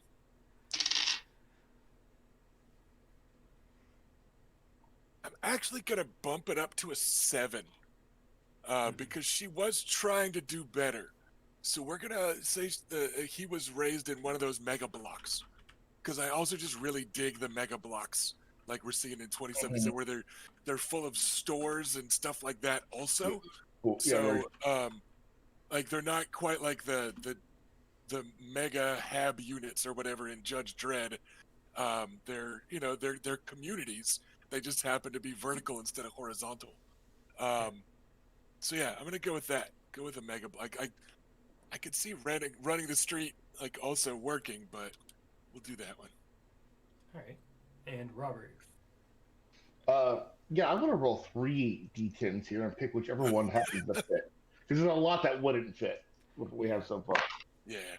All right, so first one is 3 Nomad Pack. When I skip that, 1 is Run the Street Supervision. We'll skip that. Decaying once upscale neighborhood, now holding the boosters off to survive. Yeah, it kind of fits. Number 5. Maybe the lack of security and upscaleness is, what convinced me as a child that the corporate dream is a lie. I don't know. We'll figure out. Or it could be how you started slumming. Oh yeah. Right? Started hanging out with some less than favorable people. Man, whose music is this? That's the dude who blew up fucking Arasaka. Blew up the town. What? The terrorist? Isn't he bad? All right, Ash. I'm going with 2, spent in a safe corp zone walled off from the rest of the city. Ooh, okay. Works. Nice. Nice. What I'm going So all after on the corp track, unlike me. what I'm kind of what's kind of coming to me, I guess, is growing growing up in a neighborhood kind of like mainly populated by like quite well off like Jewish families, so it's been kind of like not like totally sort of separated from like the rest of society, but certainly kind of grown up in a place where like we could like walk to shul without getting mugged kind of thing, and like definitely.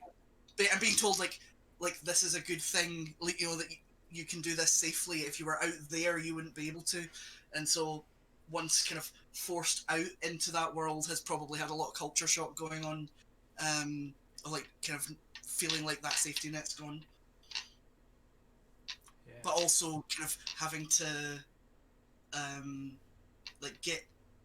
having to embrace like a lot of other kind of cultural norms and sort of modernize to an extent as well.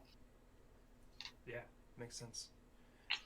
Our next table to roll on deals with your family crisis. What happened to your family? Like, what was the big thing that caused the problem? I got 8-7. So my family is scattered to the winds due to misfortune, which kind of feels like, what's the misfortune? Like, isn't that what we just rolled for? Like, Yeah. or 7, just long-term conspiracy organization or association, a crime family, or revolutionary group. They all have merits. Yeah. What else do we got here? Hereditary feud. I guess exiled or lost everything.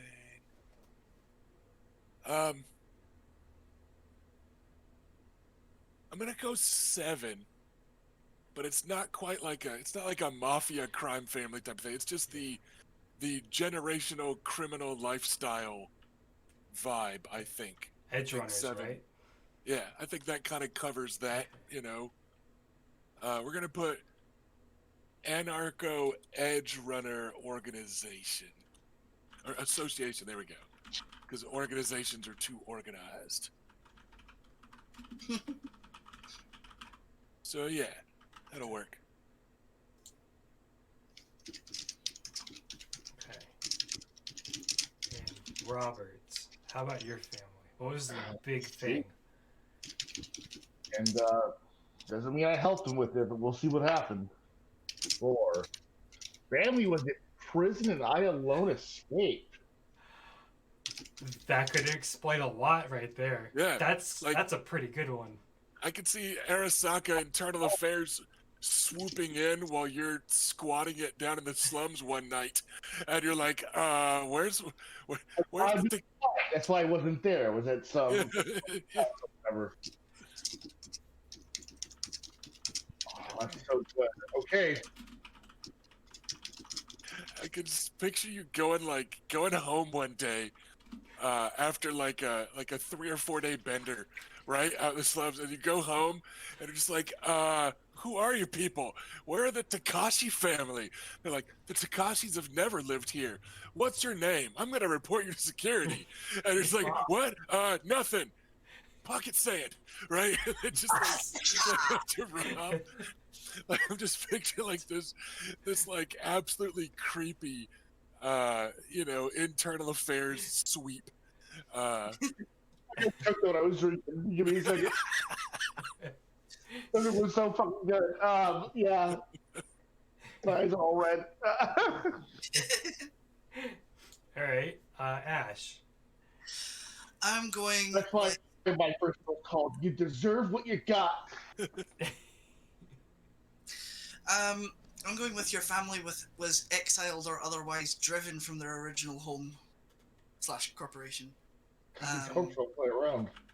Yeah, I think I like the idea that like the character's parents were maybe like framed for like some like massive white collar crime of some kind and locked up, and so him and his sister have had to like grow up quick and fend for themselves. Okay. Awesome. Yep, framed. My mom was I like framed how- for being an edge runner, also, right? Yeah, I like that there's some good parallels between all the characters, but in different ways. It's Yeah. actually kind of neat. All right. yeah. Well, I like the idea that like, of leaving it ambiguous whether or not they actually did it, but Yeah. like my character certainly believes they didn't do it. Okay. This is and what kind they of were like- arrested for. Yeah, and like the extended family have since like kind of basically left the city in disgrace, so we're kind of left on our own. Gotcha. That makes sense. Here's the fun part that we come to now. We're gonna worry about our friends. These are the people that have your back. Not everyone's to be trusted, but there's some people that have shown their worth. And Cool. for this, the normal way is to roll a d10 and subtract 7. So most people will have no friends. We're gonna do Really 1d3. dedicated to sticking to the D10 on the rolls. Yeah. I'm actually gonna just pretend I roll a 3 on each of these. And I'm gonna max out. So I've got 3 friends. I got 3, 4, 5. So I'm playing with the rules by having 3 friends, 3 enemies, and 3 tragic romances. But then I'm just gonna let the dice fall where they may once I get them. That's my own personal mini game. So 3, 4, 5 means that I will have a teacher or mentor, a partner or coworker, and a former lover as friends. And that's enough to work with and start fleshing stuff out.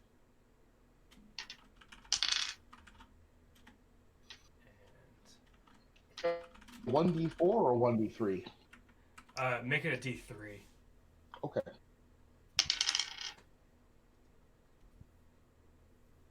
I got a 1. I don't have that many friends, I guess. Yeah.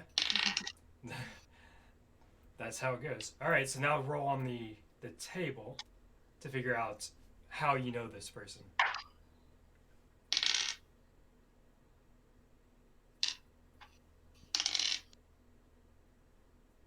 All right, I've got somebody I know from the street. Number 9. Makes sense. See you, Eccentric. Thanks for hanging out for a while, man. Yep. Bye. Yeah, good to see you. Easy. That's whose house I was that night. That's whose house I was at that night. My parents got arrested. Okay. And Ash, how many friends do you have? I'm doing a similar thing to Rusty of like going with like what the maximum allowed is, because I'd like to have. I kind of like the idea of like having the my character's life feel populous, I guess. Right. Yeah, I don't want to. I like. Yeah, I don't like the idea of being like a borderline loner. So I rolled for someone who's like an older sibling, a former lover, and someone with a common interest or goal. Nice.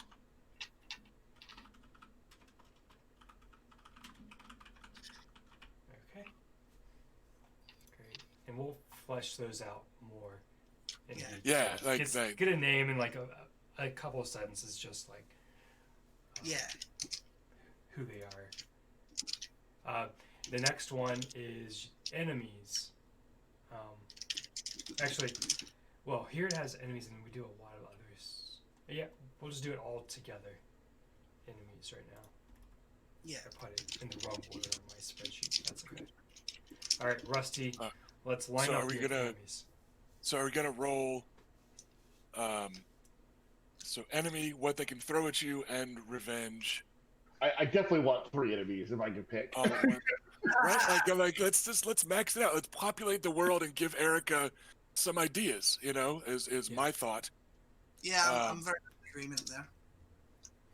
So all right, let's do. I have an NPC that I made as well. So this could be a time to integrate her. Maybe I should have mentioned her before we did the friends part as well. But I see her as sort of a fixer type, and I have named her Roulet, Roulet, and she is the owner proprietor of a place called Cafe Roulet, and it is a Moulin Rouge steampunk type of bar, brothel, and show stage. That sounds extremely cool. Okay. I know where I'm doing gigs. I would probably rather her not be an enemy necessarily. Right. But Yeah, we'll say that she's sounds like in your neighborhood for where you live. Yeah, I like that. That sounds very cool. Yeah. So, did we roll for each column individually for this? Yes. So the first thing is, since you've already decided you're going to have 3, we'll do this 3 times total. But for each enemy, we'll figure out sort of like their relationship to you, what caused it, and then what they can throw at you. So we'll start with Rusty and doing Rusty's first one. Right. So we got.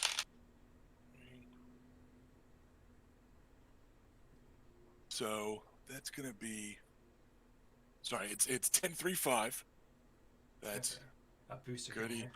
goody. A booster ganger is after me. 3 humiliation. Good. Wait. 5 So is who was wrong here? Did they humiliate you, or did you humiliate them? I think it's more likely that I humiliated them. An insulting song, or a sharing some spy cam footage, or I don't know, something. We'll think about it. Okay. And and what are they've got- they going to be able to do about it? They've got themselves and a few friends. So it's a D10 divided by 2 friends. So at least it's not like a whole gang. You're But gonna be friends of your own. that's still you know, a D10 divided by 2 plus 1 versus 1. Yeah. So I still don't like those odds.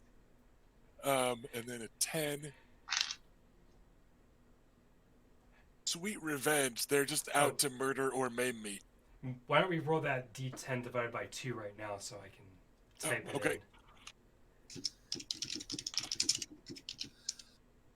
1 second. I got the onk face. Is that And the I need one to or the double 10? check. It's the 1. Okay, It's so boring. 1 friend. It's good. I'm gonna roll it again. Okay. All right, 8. So that would be 4. So there you go. That makes it, you know, a little more fun. Yeah. Okay, so let's go and do Robert's first, and then we'll come back. All right. So what do we got? Let's do a 2, an ex-lover. Perfect.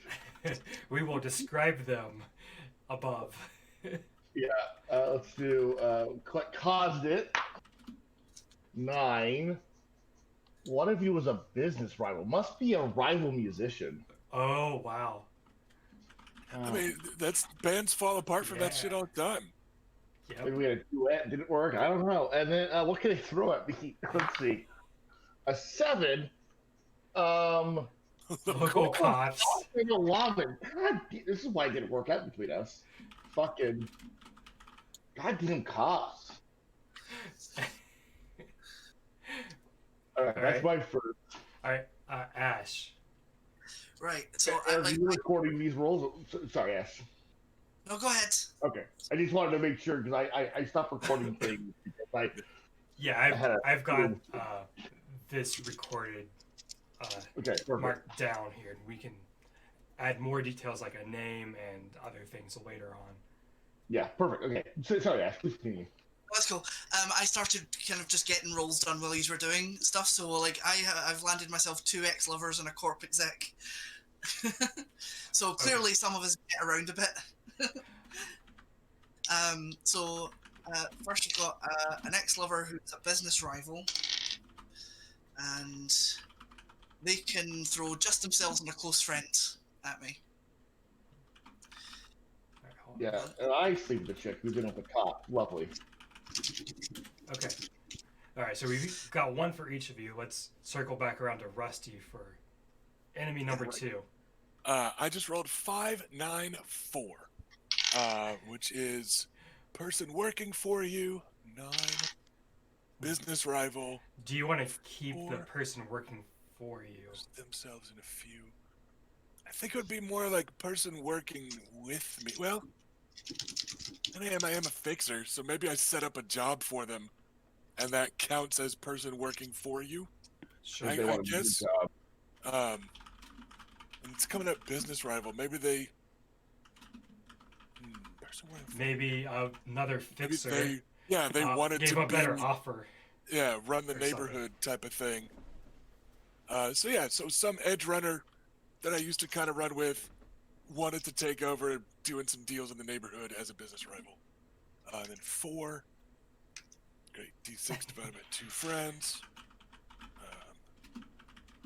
4. So 2 friends. That's what we got. Okay. Robert. Rival edge runner. All right, let's roll. A 0. That is a 10. Booster. A booster ganger. Ooh, what did I do? We are popular in this with the popular with the gangers. Cause you to lose face or status. Ooh, you're not like my diss track.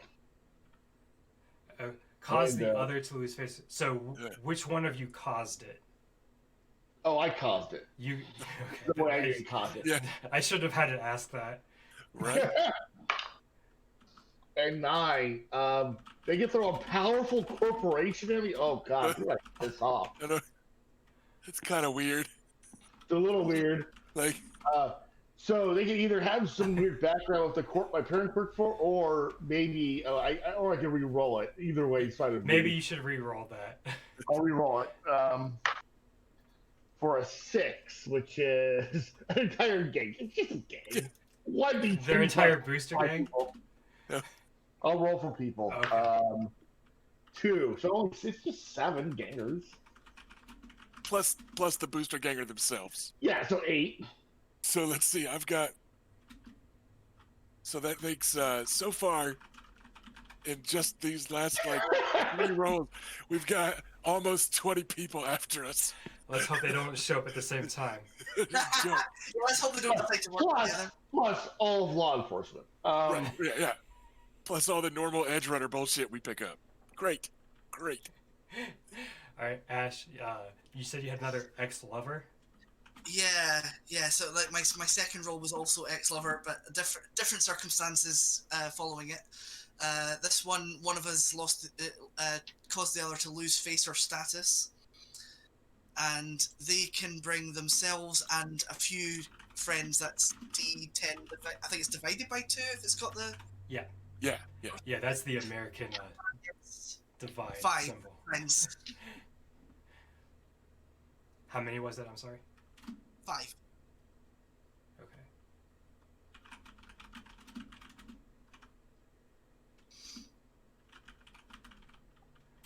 Okay. And for the final rounds, going back to Rusty. I just got 263, which is an ex-lover turned down to the other's offer of a job or romantic involvement, and it's themselves and one close friend. So some ex of mine maybe wanted to get more serious than I did, and now they and their new partner are kind of out to get me. That's why I was sitting here chuckling as I looked at the What was the like, cost? I missed the middle one. It was turned down the other's offer of a job or romantic involvement. So I'm thinking it's the romantic involvement. Like, just wanted to get a lot more serious than me. And yeah, that's whoa, no. I'm not ready for that kind of commitment. And then, yeah. So that's what had me chuckling. I was like, nope, no, that tells a not great story. So Or a hilarious story. So your ex-lover and their new thing are going to come after you for some reason. Okay, I got it. He wasn't into it. So this one, unlike all the other ones, may not be strictly like combat related. Right? Yeah, like it could be anything, and it's not at all necessarily street or crime related. It's just I'm gonna assume anybody. The way you declined to commit was so atrocious that they're going to do something now against you. Well, some people just get kind of obsessive. So, like it's not impossible. I think it happens to girls more than it happens to guys. But, some people aren't good at rejection. Yeah, it's true. All right, Robert. All right, let's roll. We got a 0, another booster ganger. God, they do not like me. For 6, turn down their offer of a job of romantic involvement. Do you want job offer or romantic? Do romantic involvement, that's funnier. And then we'll do what they can throw at me. A powerful gang lord or small corporation. Who the fuck keeps coming to my fucking shows? So that all right. So what I'm hearing is that their gang leader wanted to date you, and you just kept saying no, and they were not going to take no for an answer, and so now it's personal. Yeah, and then apparently they're the fucking, I don't know, they own some either big gang, big shot, or they were from some small corp family or whatever. I don't know. I mean, as a booster ganger, it sounds like they'd run the gang, most likely. So yeah. Yeah, I don't think they'll have to go to a corp. It would just be their leader. So it's just Maelstrom leader wanted a smoochy face. Yeah. And you didn't want to, and now they want to eat you. So yeah, it's It's just normal stuff. Just normal rock and Yeah. boy stuff. Yeah, it Royce happens. can't take rejection. yeah. All right, Ash, your final enemy. Well, that we're going to list here. It's very Yeah. possible there could be more. Final Why are official. you in the game with? Yes. My final is a corp exec who caused me. Well, one of us caused the other to lose a lover, friend, or relative, and what I rolled for what they can throw at me was a powerful corporation. So, do you want me to re-roll that? Do you want to re-roll that? No. No. Okay. I think just particularly because it slots so neatly into what I've already got for backstory that like a corporation fucked us over, so that it just fits really neatly, I think. Okay. Let's nail down a little bit more the loss of lover, friend, or relative. Right? Is that the... I think I'm gonna like kind of play into what I've already established and have them like they caused the death of one of my family members. We'll say one of the parents, and the other one has been locked up for crimes they didn't commit. Okay. I pissed off 2 gangs. I can't believe this. Yeah. Like, at least I only have one gang after me. We've got very strong personalities. Okay. Okay. 2 gangs and all the police. There is one more thing we have to do for each of these that I forgot to look for. The question is, what are you or they going to do about it? So what is the wronged party going to do about it? So in all of these, it's except for this last one, it sounds like they were the wronged party in this. So except for this last one that Ash just described. So let's go on that one. What are you going to do about this corp exec that caused the death of your parent? Let me just do a quick roll and find out.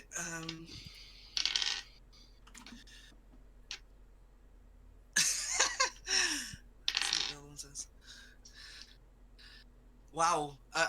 What I got for like the 2d10 roll was I can either go into a murderous rage and try to physically rip their face off, or I can verbally attack them. I think I actually I like the idea of really hating this person's guts, I think. So, but I actually think I maybe don't. I don't know if that goes far enough. I might set out to murder or maim them, possibly. Okay. I mean, having their face is pretty nasty. Or I suppose there could be some poetic justice in setting them up for a crime they didn't commit. Possibly. Yeah, you know what? I actually like that. I think I prefer the idea that my character's playing a long game and wants to like really get them good, cold-blooded style. What's to ruin them, not just kill them, type of thing. Gotcha. I think I'm going to go with that. Of 9, I'm going to go with 9 of set them up for a crime they didn't commit, and that'll be my revenge. All right. So let's go over to Rusty's enemies. The first one was a booster ganger that Rusty humiliated publicly, and this booster ganger has themselves and 4 other gangers for their strength. And what are they going to do about it? I actually wrote all 3. So for the booster ganger, theirs is a 10. They want to murder or maim me. So classic booster ganger. Well, sense. just what we thought. And then for the business rival that has a couple of new friends, they got a backstab indirectly. So I imagine they're going to try and undercut us on jobs, maybe set us up for some jobs, stuff like that. Yep. So I'm thinking it's just like another small edge runner crew. And then for the ex-lover with the new input, that's kind of obsessed with me, they also got backstab me indirectly. So she's out to ruin my life somehow in an unwholesome and unhealthy fashion. So there you go, Erika. You've got people out to just wreck me from the shadows, and then one guy and a bunch of his friends that are out to just shoot up on combat drugs and wreck me from in front. Yeah. So yeah. Okay, and Robert's rocker boy now, your ex-lover. What are they going to do about This is the one in with the cops for some reason. Yes, the one that is willing to go to the cops about you. I rolled avoid discount. I don't think that's very good for having the whole cops on their side. I'm gonna re-roll it. Okay. 8. Set them up for a crime or transgression and didn't commit. Oh. 8 No, is no, actually eight, verbal eight. attack. 8 verbally attack. 9. I like 9 so much so. Can we go with 9? Yes.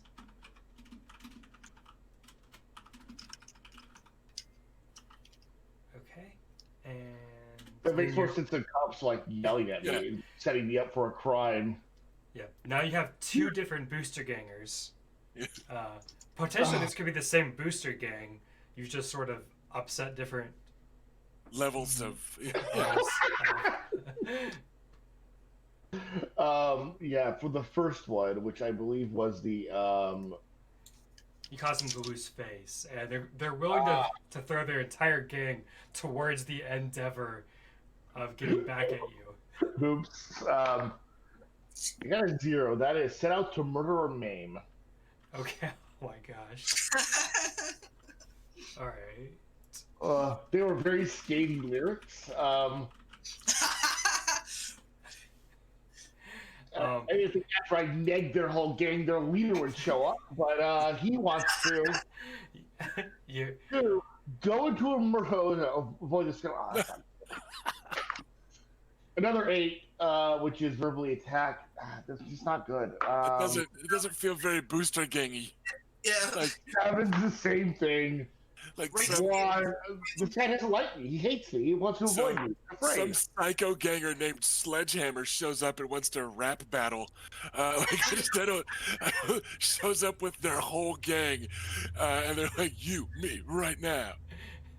All right. I finally got a 3, which is murderous rage as well, which is appropriate. So all right, we've got 3 different groups of booster gangers out to kill us. Okay. 2. Ash, Whatever. we have 2 of your ex-lovers that are Out bent to on ruin, out, revenge. out to backstab us or set us up for crimes. Great. So- great. I mean, probably just me personally. It's probably nothing to do with you guys. So what I rolled was the first one is planning to backstab me indirectly. And the second one wants to physically rip my face off in a murderous rage. Okay.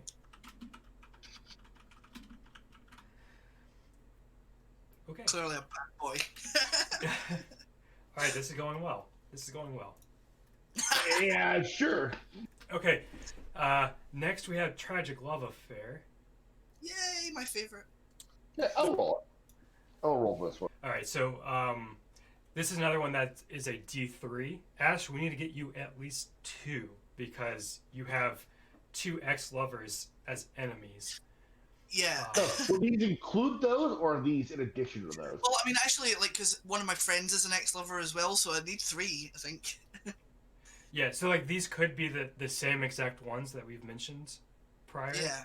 Or they could be different. So like we can just roll and see. Yeah. Well, Okay. yeah, I say Well, roll the everything- D3 and They aren't even like, you know. Yeah, like I was going like the same as Rusty. I was going for maximum anyway. okay.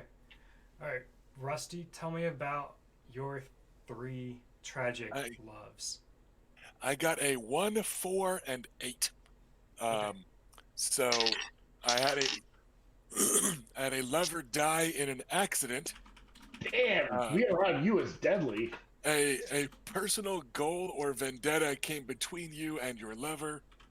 An 8. Your lever was killed in a fight. Okay, great. Fuck. So okay then.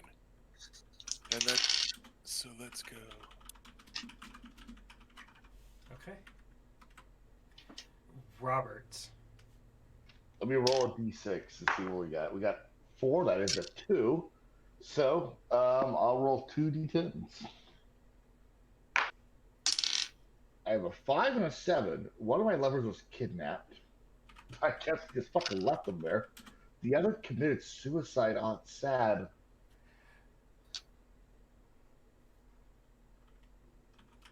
That's sad.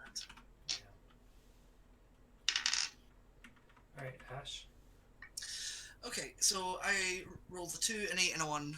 So 1 mysteriously vanished. Possibly after I made them lose face or status that I maybe didn't think was such a big deal, but was clearly big to them.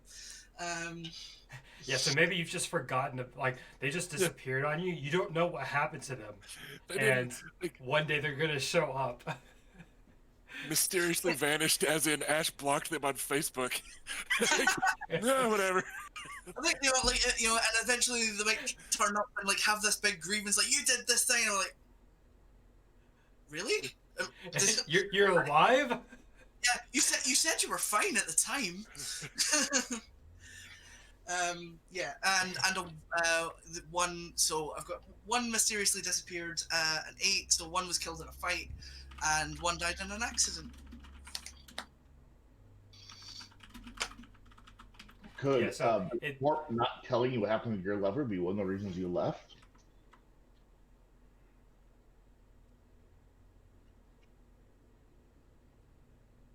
So was that a question to me?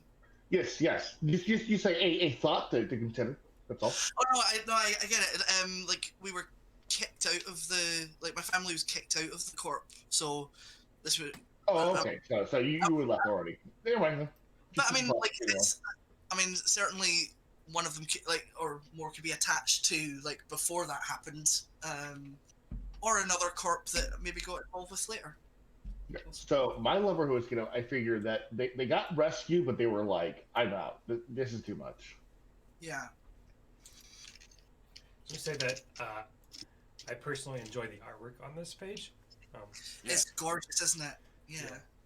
The colors and stuff in particular are really striking to me. You kissing quick. I'm thinking for mine that died in a fight, that probably ties into the booster ganger I humiliated. Like I beat the booster ganger at something, right? Like one night we're drunk, we're doing whatever. I beat the booster ganger, they're humiliated. They take a shot at me and kill my girl. I take a shot back at them and we start picking off their gang, and now it's just like escalated to a green light on me. I feel like that killed in a fight kind of makes sense for that one. Yeah. And these don't have to be connected necessarily. Right. I just like the idea of that feeding into, because I'm like, all right, what do I do to a booster gang that's got, him and like a half dozen buddies? Like, it's got to be pretty serious. I'm thinking that sort of escalation, works for that. Okay. So yeah.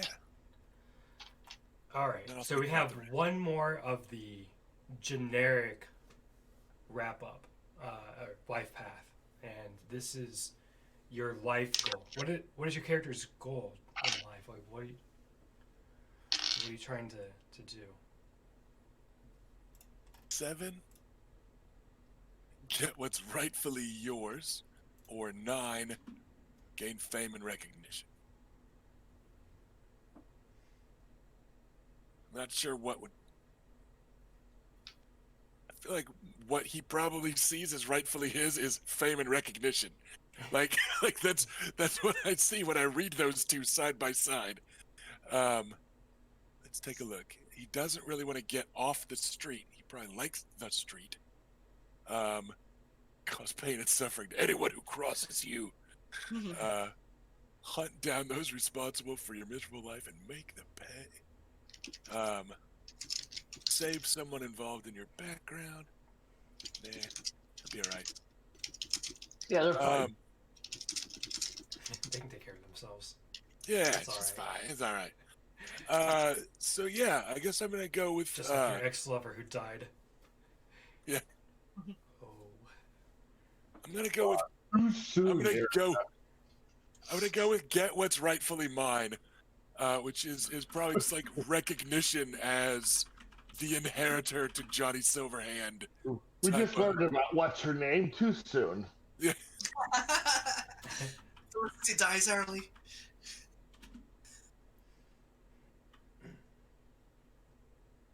Okay. Let's see. Robert. Yeah, What is mine's your pretty easy. I'm gonna go with fame and recognition as well because I don't see any other choice really. I guess I can say my family, but I'm really mad at them still. yeah, like not until they ask.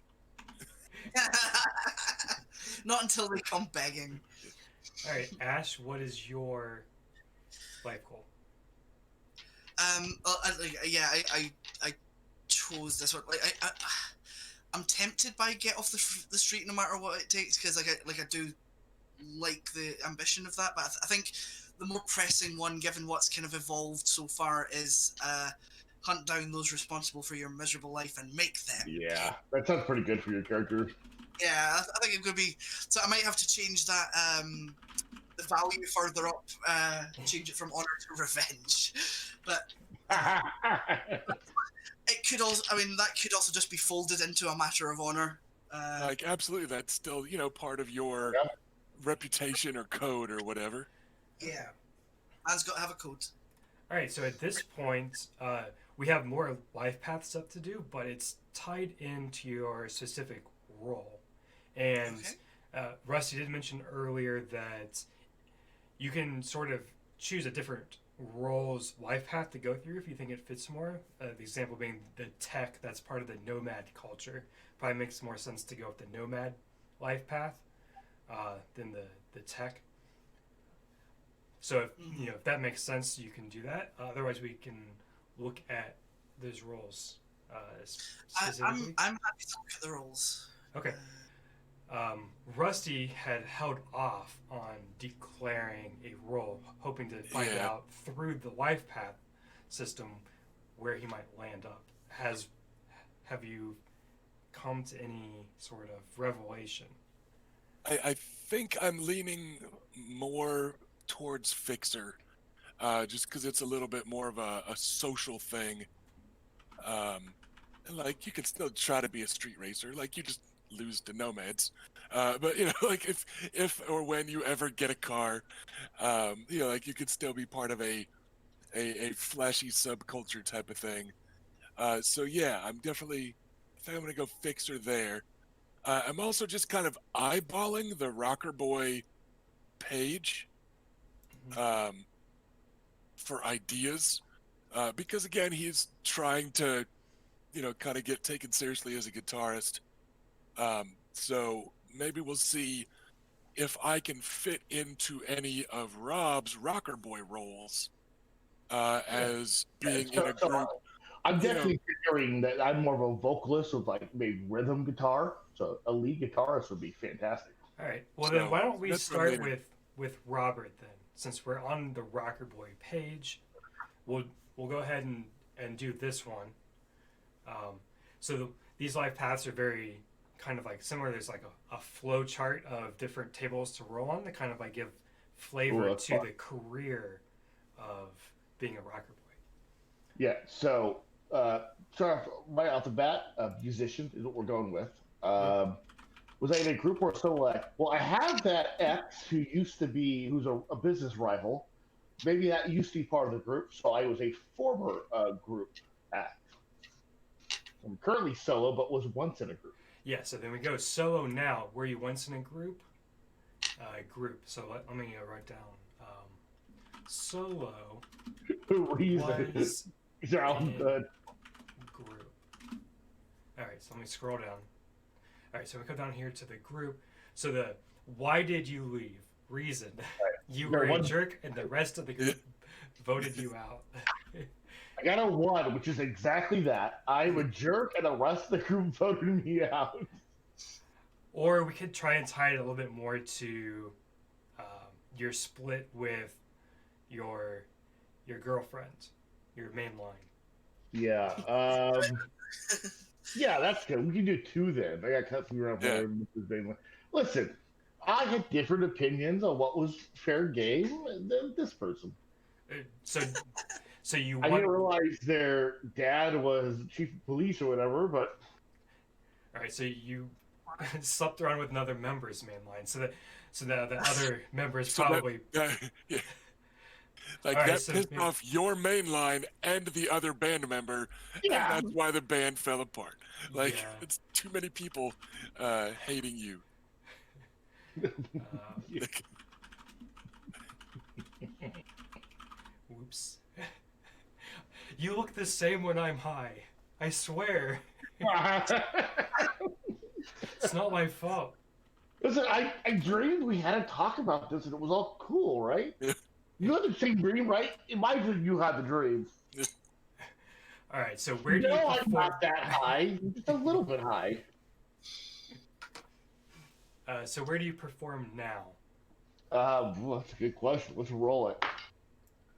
4 gorilla performances. Okay. just kind of wherever. Is that gorilla G-U-E-R or G-O-R? With an E. I was just imagining you in a gorilla suit. There's been a few. My character's name is going to be Nox, by the way. N-O, capital N-O, little x, pronounced Nox. Oh, Yeah, I see. it'll be between the occasional main performances at our this NPC's place. Yeah, we'll stage some gorilla solo performances. That's what everyone came to see me anyways, not the band. All right, and who is gunning for you related to your music? Who isn't? Oh, a couple of booster gangs from your enemies list, apparently. One old crew member who thinks you did them dirty. I don't know why they would have thought that. Well, that ties in so well. Mm.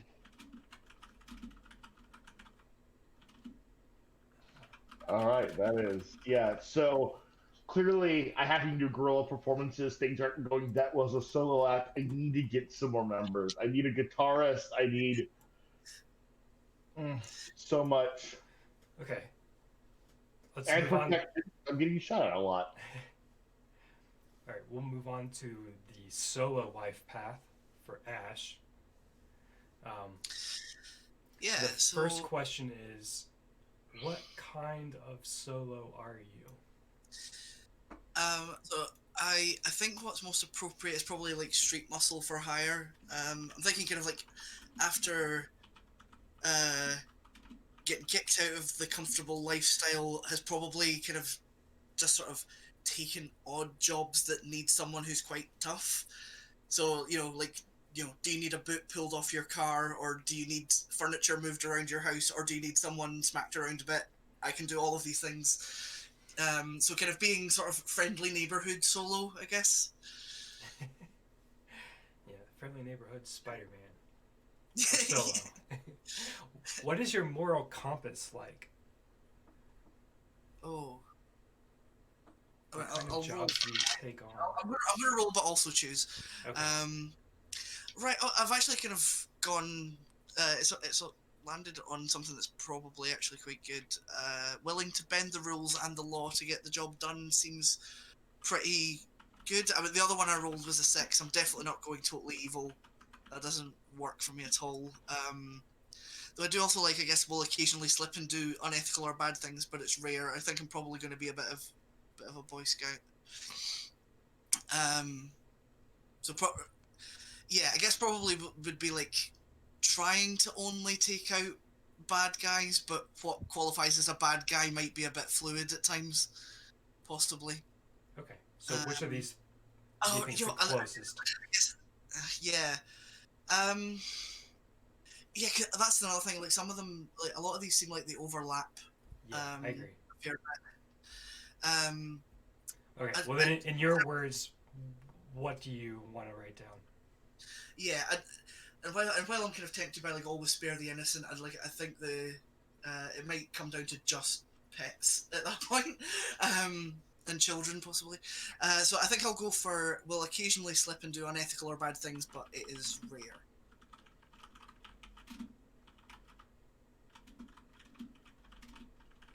Okay. Excellent. The next one is, what is your operational territory? Let's see what we got.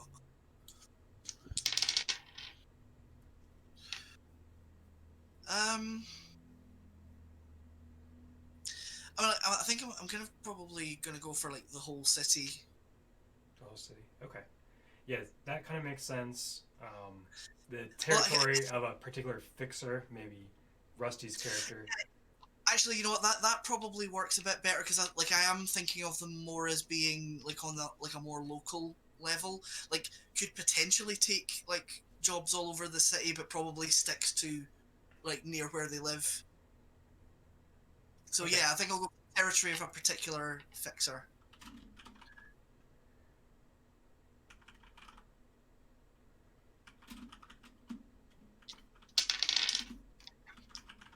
All right, I'm just gonna write down Rusty's character there for that. And Yeah, who's gunning for you? I think the kind of the one that makes most sense for me anyway is like a corporation you may have angered, or I mean possibly a rival solo from another corp. I don't know. Yeah.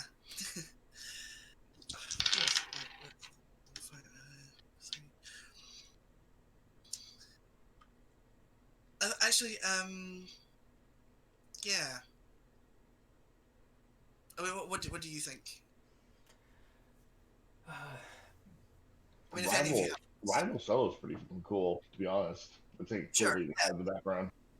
yeah, let's go with that. I mean, they can be attached to the corp that is my family's enemy, I suppose. So I corp solo. Yeah. Ash So, brings us high class threats. Yeah. I guess I'm thinking. I guess I'm thinking possibly like the corporation that fucked over my parents, like know that my sister and I got away, and has maybe like gone like, right, you solo that works for us, find them and mop them up for us, will you? Something like that, maybe. There was like some old rivalry or two who like got extracted by another corp or whatever, Yeah. and then they sent him after you because it was personal. All right, Rusty, have you thought about a life path? I'm gonna use Fixer. Yeah. Okay. Let's go to And Fixer.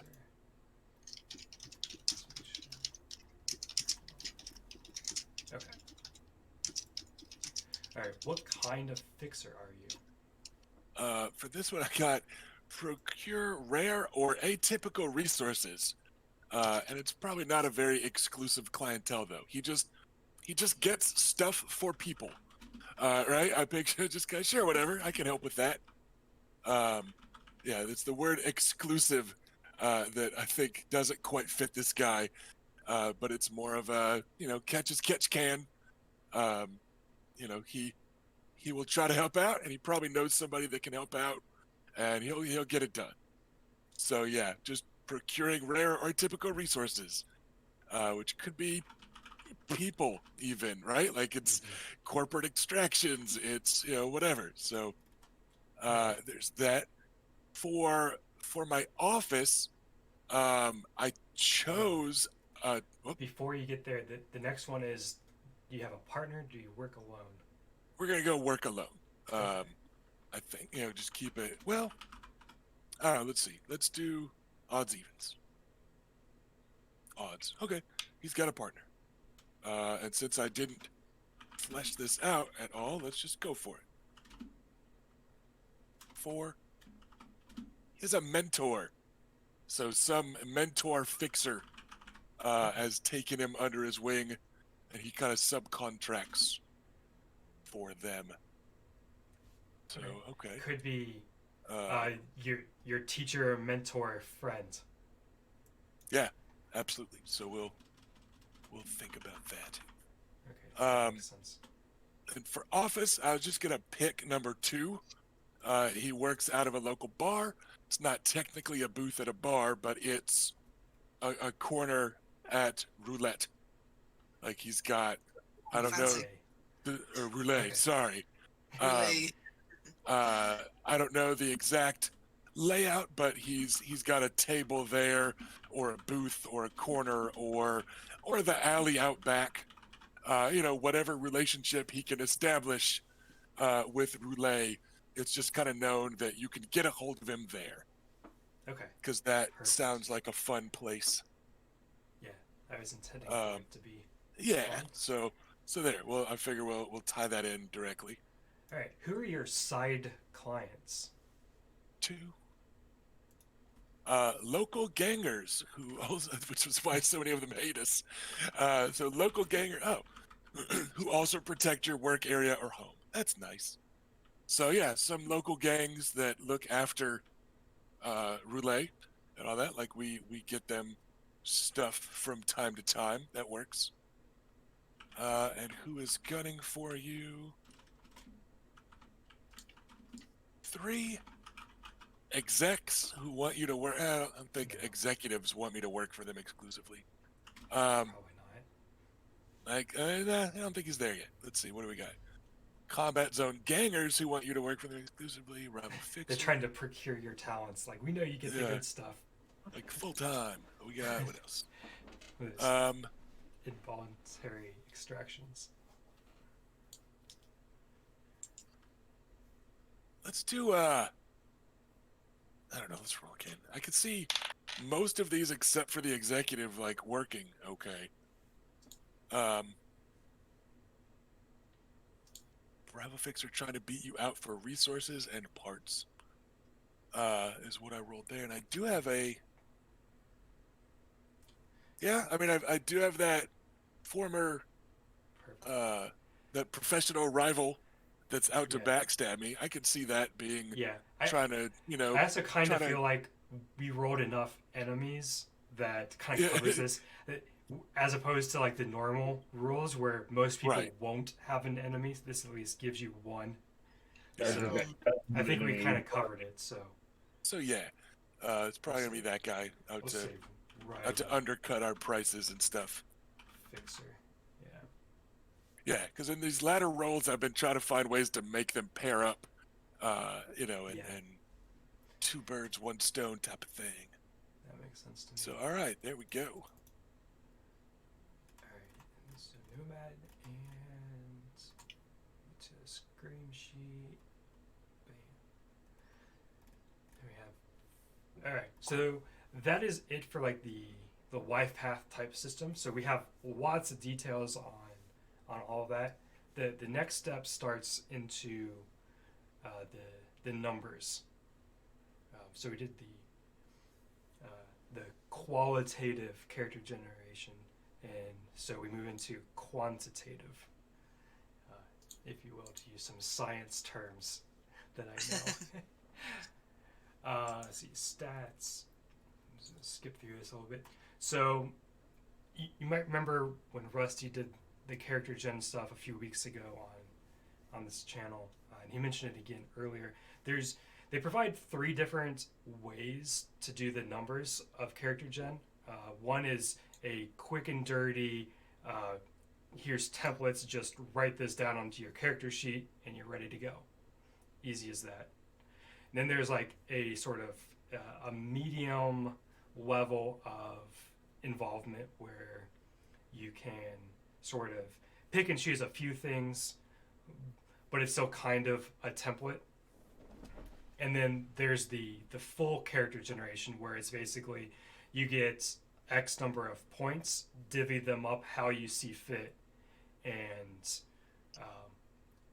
it gives you a lot more freedom. And this is kind of like what allows you to take the cookie cutter role and then break out from that mold and say that I am a fixer, but I also play an instrument and I do these other things too. So I have other skills besides only doing fixer things. So I imagine that's what Rusty will use. Yeah, I think I'm gonna use the option 3. What do they call it? Complete package, or I kind of want to go that route too, Yes. even though it's a little more complicated. Yeah. I guess I'll probably, do the same because that's what everyone's doing. Yeah. They make it sound like a lot, and for people who probably aren't familiar with role playing games in general, it probably is quite a lot. And I like that methods 1 and 2 exist, though, as just a quick way to get started, as a way for a GM to throw together pre-gens before a convention game or something, So, yeah, like, I like that the first 2 are there, and even just for guidance, right? Like, just to help you, get an idea of, like, oh, right, I should probably be able to do this, for the method 3.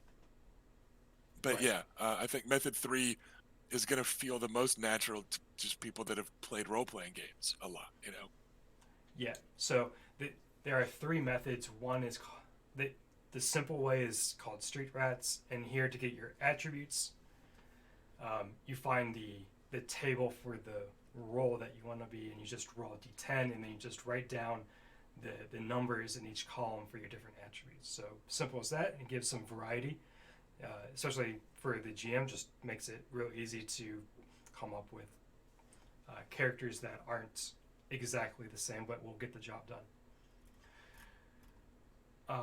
And you could also use it for reference when you're creating your character with the complete rules to say, did I make something that's similar to what their templates are, like sort of like a sanity check, like oh, I made a solo, but my reflex is really low in comparison to what all the templates have. Maybe I should rethink this a little bit. So Fair. you can kind of use it to sanity check what you're doing. The medium method is called Edge Runner, and in this one, you roll on your table, but instead of choosing the entire row, you roll for each individual attribute, and this gives quite a lot of variance. Sometimes it results in characters that are a little underpowered, and sometimes it results in characters that are a little overpowered just by adding up all of the numbers together. Yeah, just so by adding that randomness. We made Cyberpunk characters a couple weeks ago, my local group, just to hang out. I ended up rolling the lowest possible attribute in everything except for Dex. Like, for the character that I was making, 9 out of 10 or whatever, 7 out of 8, however many it is. Like, all but one of them ended up with the worst possible roll. And it was kind of, he was like, no, you bad. You did not survive. Like, yeah, so we just, yeah, it was interesting. Real quick, before we get into this, can we take a quick break? I need to get something in my stomach. Oh, That- yeah. Yeah, Yeah. break would be cool. Yeah, so let's break for... Before we break, just to describe the third method is you get X number of points to distribute as you wish. Yeah, Like, I there's definitely that. want to do that. Yeah. So, I need a food. and while we're on our quick break, Erika, don't forget, it's up to you how many points we get. Like, Yes. they've got a default, but you get to pick. So, yeah, you can let us I'll know give when we that get back. some thought From- during the break. Cool. Yeah, we'll go like 5 or 10 minutes. Yeah. All right. Be back in a couple, everybody. All right. Cool. Everybody.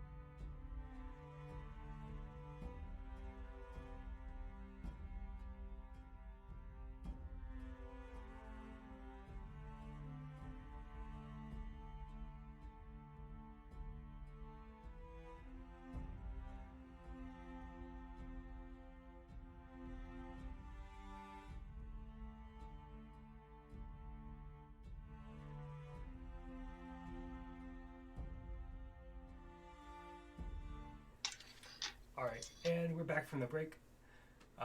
So at this point we're going to assign all of our attributes, and it recommends a starting character to get 62 points. I'm going to be generous and make this a nice round number of 60. No, I'm kidding. I'm going to bump it to 65 to make it, well, Okay. I'll say an even number. Couple. But essentially, there are 10 stats, so if you think of 60 points, that gets each of them 6s, and then with 5 leftovers, and an average of 6 on your stats is pretty good. That's probably a lot better than an average person. So we're starting fairly capable players. Yeah, I mean, is there a standard for like what constitutes like human average? 5, I think, is human average. Yeah. So Okay. we're So the caveats here are that you can only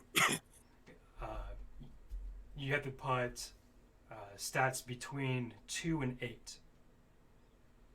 Okay. So nothing higher than an 8 and nothing lower than a 2 in your attributes. Okay. And the system works where you take your attribute and you add it to the skill points that will do next, and that gives you a base number. And then you roll a d10 and add that base number to it, and that gives you your result to do your test. So if you're familiar, like in D&D, there's a similar thing where you have an attribute and you add your skill to that, and then you roll a d20. Well, in this game, you roll a d10 instead. Okay. What page are we looking at now? I'm on page 78 in the book. I got lost. Right, cool. So I can try and fill this out.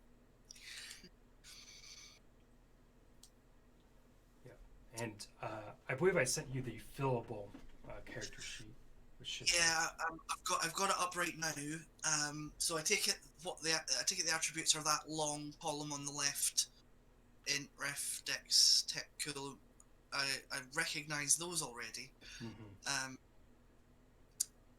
What about will, luck, move?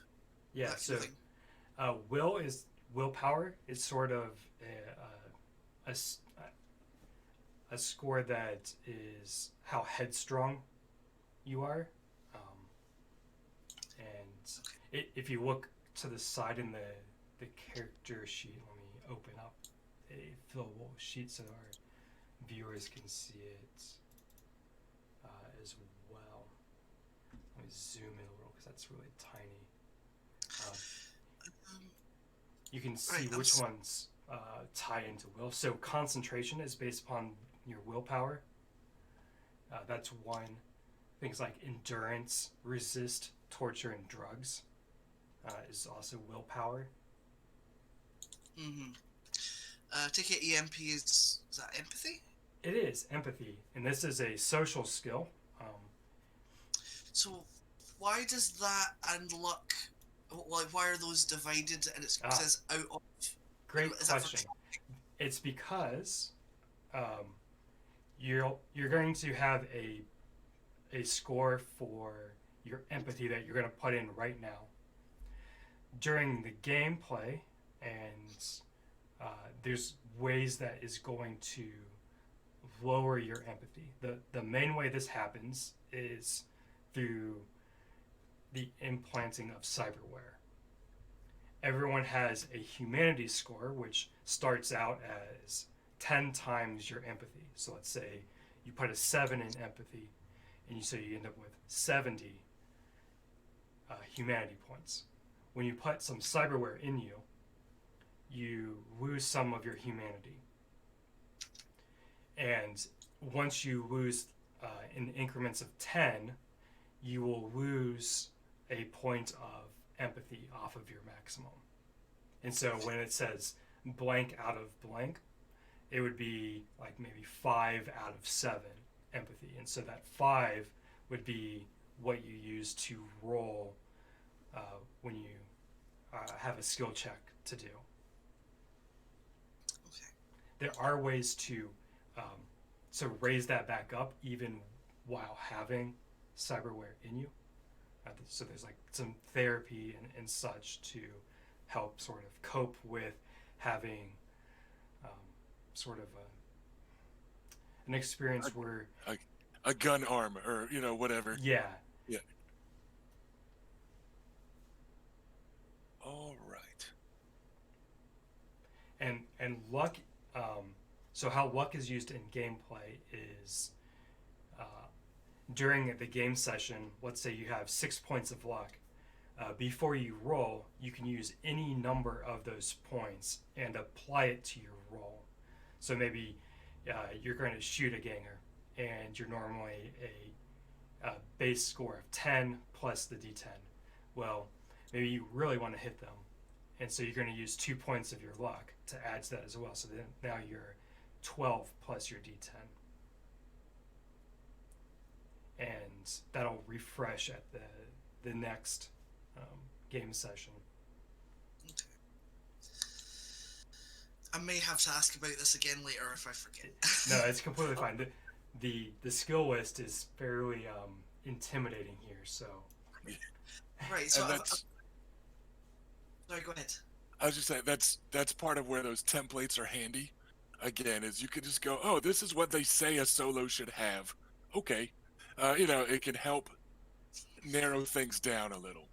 Yeah, I was gonna read out what my sort of preliminary spread looked like, so that you would be able to tell me if it was if I needed to change things. Yeah. So for right now, we'll worry about the attributes, which is the intelligence, reflex, dexterity, tech, cool, willpower, luck, move, and body and empathy. So move is the other one we haven't covered. In combat, it tells you how far you can move on your turn. And this is in meters. So if you have movement of 6, you can move 6 meters on your turn.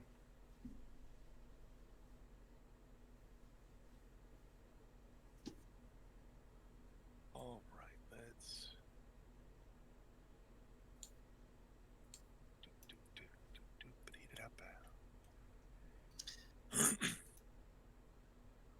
Just even with even with the extra 3 points, I'm like, man, that's not. It does make some tough choices, doesn't it? Yeah, definitely. All right, so I'm going to scroll up to the solo table to look at. So generally speaking, having a high reflex is going to help you to be able to shoot your weapons. Well, shoot and melee is all based on reflex. Yeah. Cool is used for sneaking a lot. quick correction. Melee is Dex. Oh, thank you. My bad. Yeah, no problem. I just didn't want Ash to tank it. Like, Yeah. who needs that? Oh no. Yeah. So on the solo template here, reflex seems to be like the highest, as well as body tends to be pretty high. Dexterity is also another higher stat. Cool is also a pretty high stat as well.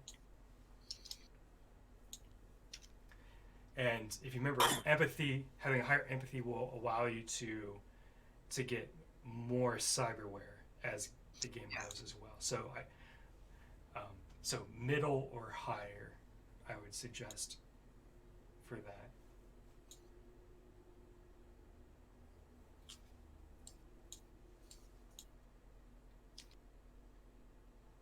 Go back to the character sheet. Yeah, as we see. I mean, I certainly do see the character as being probably on the sensitive side for a solo. That's totally fine. There'll be times where that will come in very handy. So should I tell you what I've done so far so that you can reality check it? Yeah, let me switch back to the table. Yep. Okay. just to kind of help me. Yeah. Help me not fuck up my character generation. So I've dropped into 5. Okay. And I've got Ref 7, Dex 7, Tech 5, Cool 7, Will 7, Luck 5, Move 6, Body 8, and Empathy 8.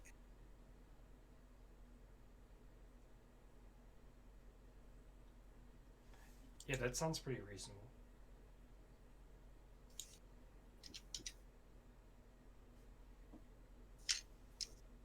Yeah, and these won't be locked in as well. So in a little while, when we work on our skills, you might see that you wish you might had another point or two in a certain skill, and so you might Yeah, I think go back that's- and redo some of the attributes a little bit. But for a first pass, that's a pretty reasonable go at it. Okay. Yeah, I'm kind of figuring like I probably don't need to work like. I don't want to drop them below average intelligence.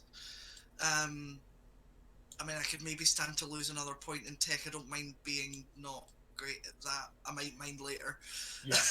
In this, the, this is turning out a quite different build from my 2077 character because Yeah. like I went really hard on intelligence and body. I think were my 2 main ones in tech. yeah. So it's kind of opposite. I'm going a lot more for like actual sort of physical Yeah. resilience, I guess. On the template, the tech score is the clear dump stat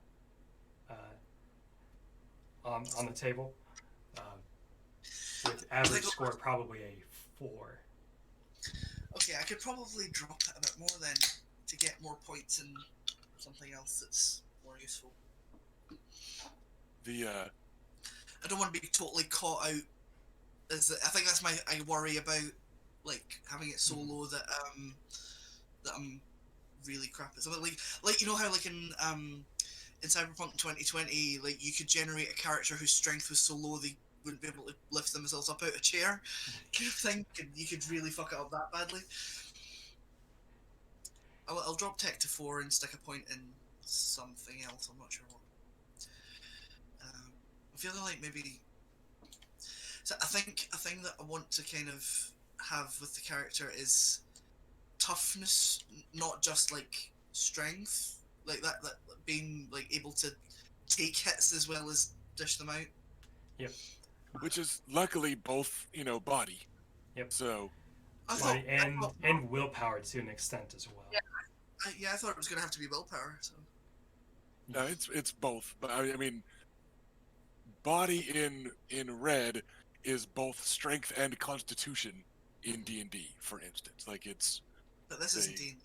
No, Well- but you could, if you think about what it means to be strong and burly, that's body here. Both like Okay. health, hit points. I mean, I've maxed out body already, so well, as far as I can at character gen. So.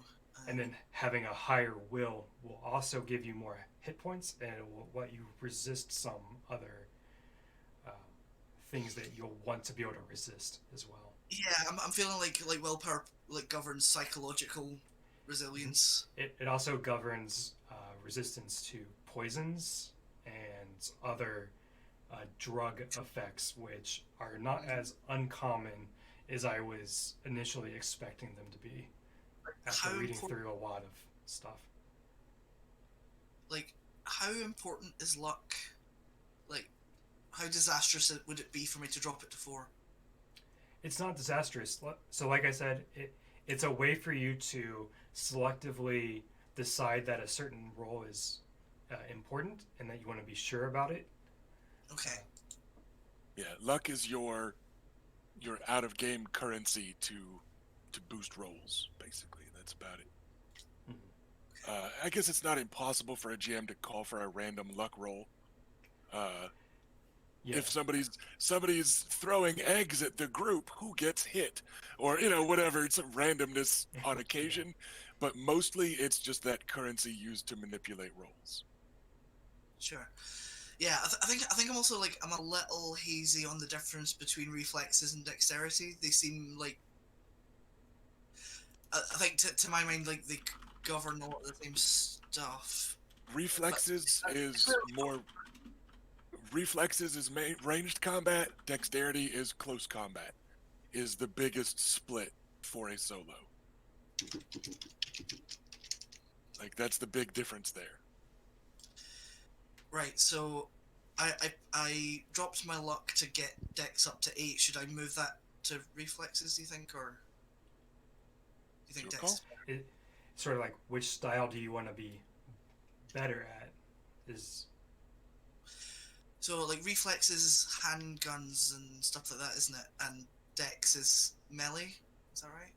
Yeah. yeah. I'll say one cool thing about having an 8 in reflexes is it allows you to attempt to dodge bullets that are shot at you as well as melee. So everyone can attempt to dodge melee, but having an 8 reflex gives you the unique ability to attempt to dodge bullets. To dodge. Yeah. Right. I'm very into that, so I think I'm going to stick with dex as my as the other thing I've put up. Right, so the new my new spread is 5 int, 7 ref, 8 dex, tech 4, cool 7, will 8, luck 4, move 6, body 8, and empathy 8. So I've slightly min-maxed a little tiny bit.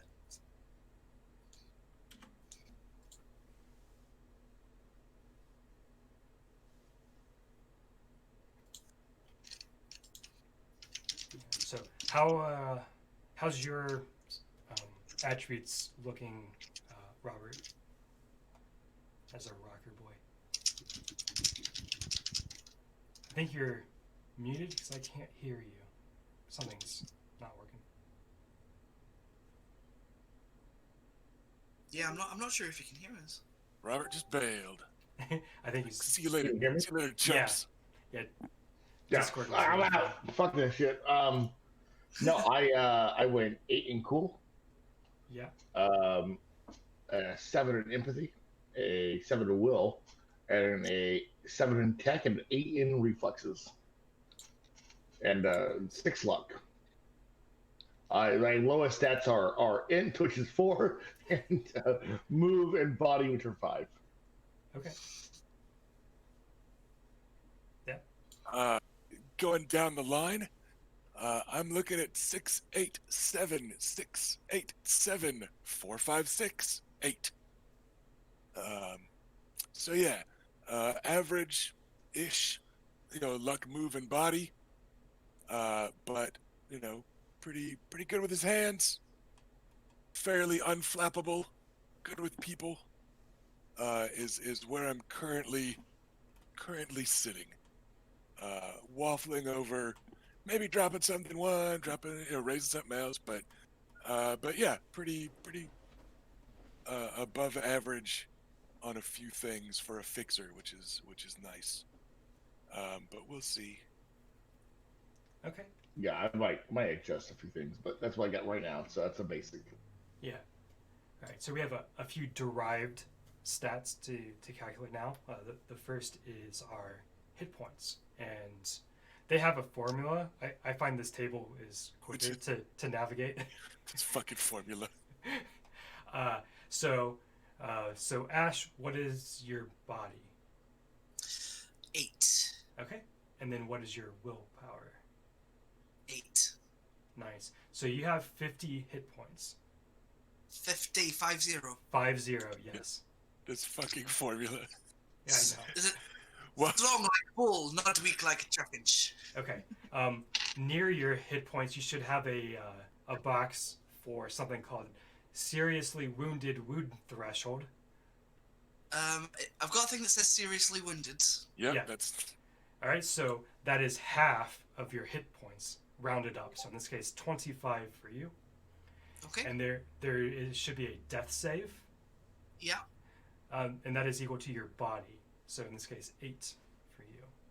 So what is a death save? So when you get knocked down to 0 hit points or fewer, on your next turn, you get to roll a death save. If you roll under the death save, you continue to be alive. And on your next turn, you will have to roll another death save, this time with a +1 modifier, making it 1 point harder. Until you get stabilized by someone with the appropriate skill to stabilize you. At any point, if you fail this check, your character is dead. The record, I want to point out that Erika said you get to roll a death save. I was going to comment on that. No, it's not really how that works. You don't get to. Like, You good get news. You get the pleasure of making, of the pleasure of allowing me to watch you attempt to stay alive, as you roll that. It's a pretty harsh system, one that I might occasionally blunt a tiny bit on occasion. I'll try not to die, I guess.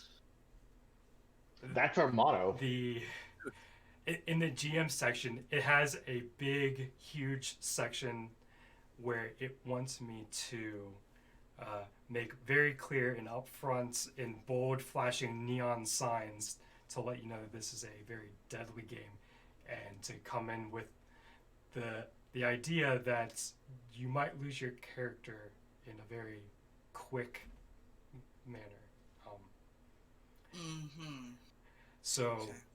with that in mind, try not to get super duper attached. However, I also Too late. enjoy having longer campaigns as well.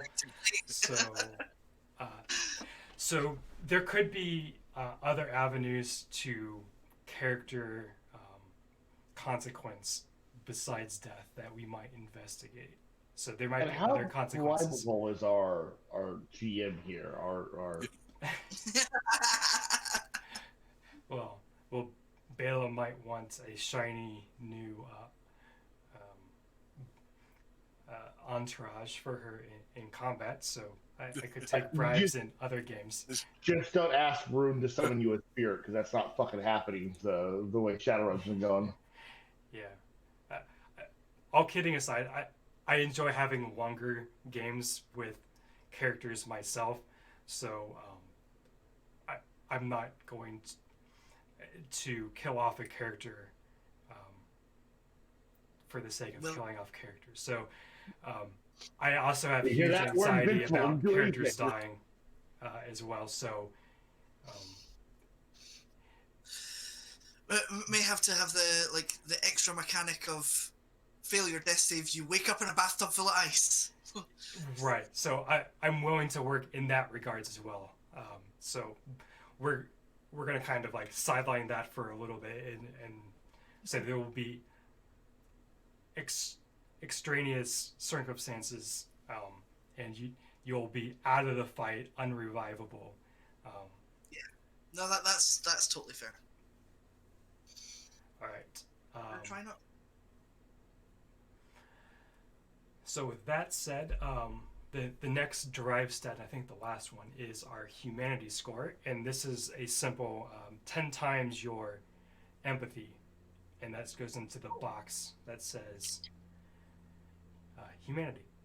They provide a handy table. 80% human. Well, actually, right now you are 100% human, and when you Oh, my install God. cyberware, A humanity of 80, rather. Yeah. I should say. so you losing 7 humanity is less impactful than someone with a total of 40 humanity also losing 7. I What- might play that number before we get done. Actually, negative humanity then. No. Okay. If you get down there, that's cyber psychos. Well, I mean, that's what I thought. It's just when Erika said like someone with 40 humanity losing 70. Oh, sorry, 7. Oh, 7. Okay, I see. Right. Yeah. Sorry, that was me mishearing. Tatties in my ears. Could also be Discord jumbling audio a bit. Mm. All right. The next step is skills. And so, before we get too much in the weeds here, there's a lot of skills in this game. Um, I noticed it's Yeah. absolutely packed with them. there are a handful of them that are mandatory, as in you are going to be required to put points into them. And on the character sheet, they're bold. And that's how you're going to know. I think the sheet just derived a bunch of them for me. It might have. Because I put the attributes in, the stats are already in there. Yep. And so we'll be putting in the box that says level. That will be what we're doing now.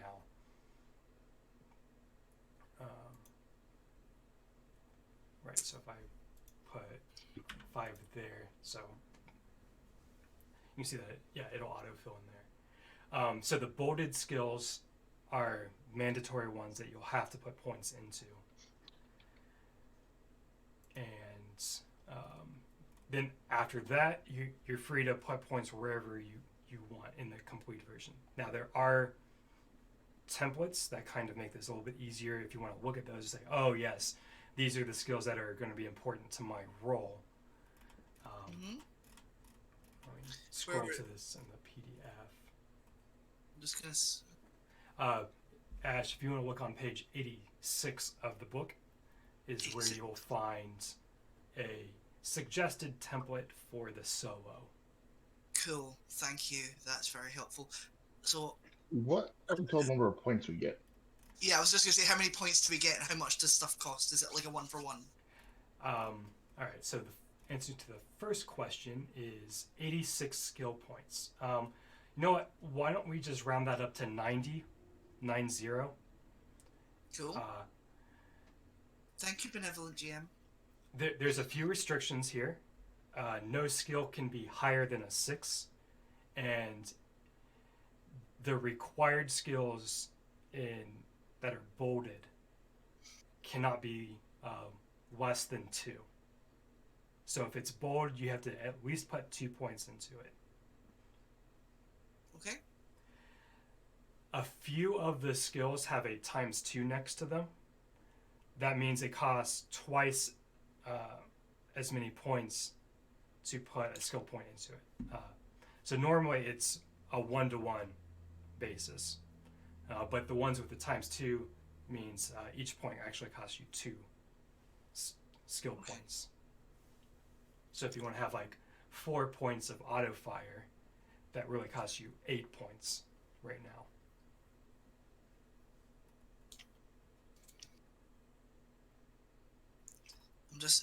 I think what I'm going to do is I'm going to copy over what's in the column for solo and then see if I want to move anything around, but within the rules that you've just. Yeah, and the handy thing in the template is that all of the mandatory ones are sort of in the top of that list, and they're bolded as well. Yeah, that's quite handy. Next. So, I take it with so many things that are at 2 in the skills, I'm taking it that 5 isn't human average for those. Yeah, they're kind of and isn't as much of an average for skills. Let me find something and I'll point you towards a page. How good you are at a skill is actually much more measured by what they call your base, which is your points plus attribute. Right? Because if somebody has a natural body of 8, them having athletics 1, they can still probably throw better than somebody with body 2 and athletics 5. You know what I mean? The total is what matters, not just the skill ranks. So take a look on page 131. This is where they kind of repeat the descriptions of each skill and the costs and stuff, but then they also kind of give you the the lore of, oh, okay, having a 10 total at drive land vehicle is equal of a very good non-professional driver, right? Like, this is where they kind of give the descriptions. But yeah, we have the capability of being pretty good at the things we are supposed to be pretty good at. So I'm counting a total of 13 mandatory skills in the sheet, which is 26 points. Is that what everybody else has? Could be. We go. Let me flip back. And what's the highest this skill can be at character creation? Six. Six is the Okay. highest, and 2 is the lowest that those mandatory ones could be. Which, It doesn't yes, mean that there you are- should set them all at 2, All right. but Yep. they at least have to be 2.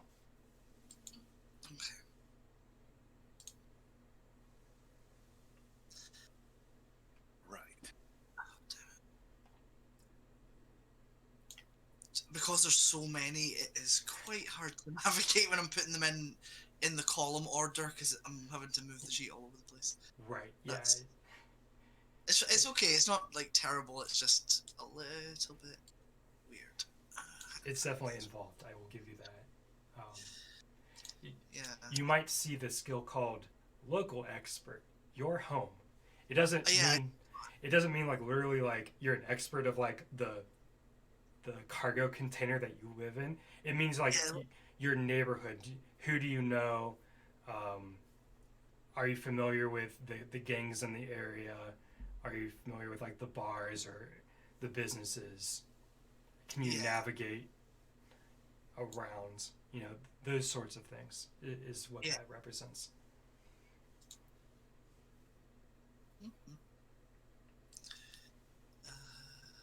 And where the long skill list then becomes a pain is that also some of that can be handled by Streetwise. So it's a matter of, which is more appropriate for a given role, Yeah. and stuff like that. So it turns into, some interesting stuff where you're like, am I actually covering my bases or am I wasting skill points? Yeah. It's So a fun game. would a like heavy pistol be under handguns for weapon skills? Yes. Yes. So handguns covers every single pistol, and it also covers every submachine gun. Okay, nice. But not shooting them on full auto, which is covered by the automatics skill. By Oh. auto fire, I believe it's Or called. auto fired, sorry. Yes. Yeah. Yeah. So if you have a submachine gun and you want to fire like one bullet at a time, that is the handgun skill. If you want to like hold down the trigger and fire a lot of bullets, that is the auto fire skill. Yeah. Right. So, what's covered by tactics? Tactics is think like military tactics. So it is knowing how to outmaneuver your enemy. It is knowing what tactics you might expect to see from a particular gang. In gameplay, probably how I'll do it is to be able to give you some knowledge of how best to approach a potential conflict with a gang, maybe providing even a +1 or a +2 modifier on the opening rounds of combat as you're able to find flanking locations better or set up some sort of a trap to lure them in based upon how you know they will react in a certain situation. So they're like, oh, this gang, I know that they like to charge right up the middle to get into melee. And so with that knowledge, you can kind of set up a strategy to to spread out more so that they can't just get up in all of your faces at once. And that might provide you a +1 or a +2 to your combat checks in the first round. where your strategy was superior because you knew it.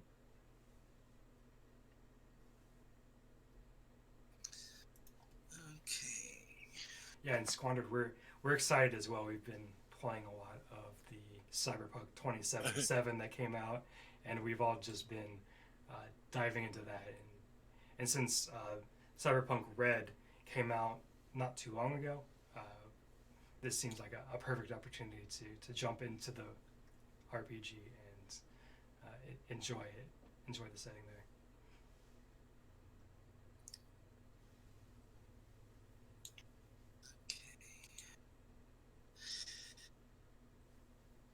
Now, like, I was going to ask a question there. What was it? Yeah, everything seems to be kind of even numbers. Does it have to be like that? Can you have It something? does not. It's sort of a funny Okay. coincidence of these templates choosing even numbers. There's Yeah, not they even were- really an advantage to it that I can think Yeah. of. I think they were just keeping the math simple. Like it's easy to visualize skills to me as 2, 4, or 6. Right? Like am I just learning a thing? Am I pretty decent at a thing, or am I really good at a thing? Like Yeah. just for my own purposes, that's handy. Um,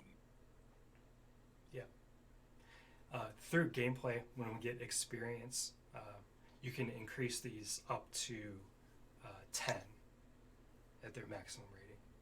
Okay.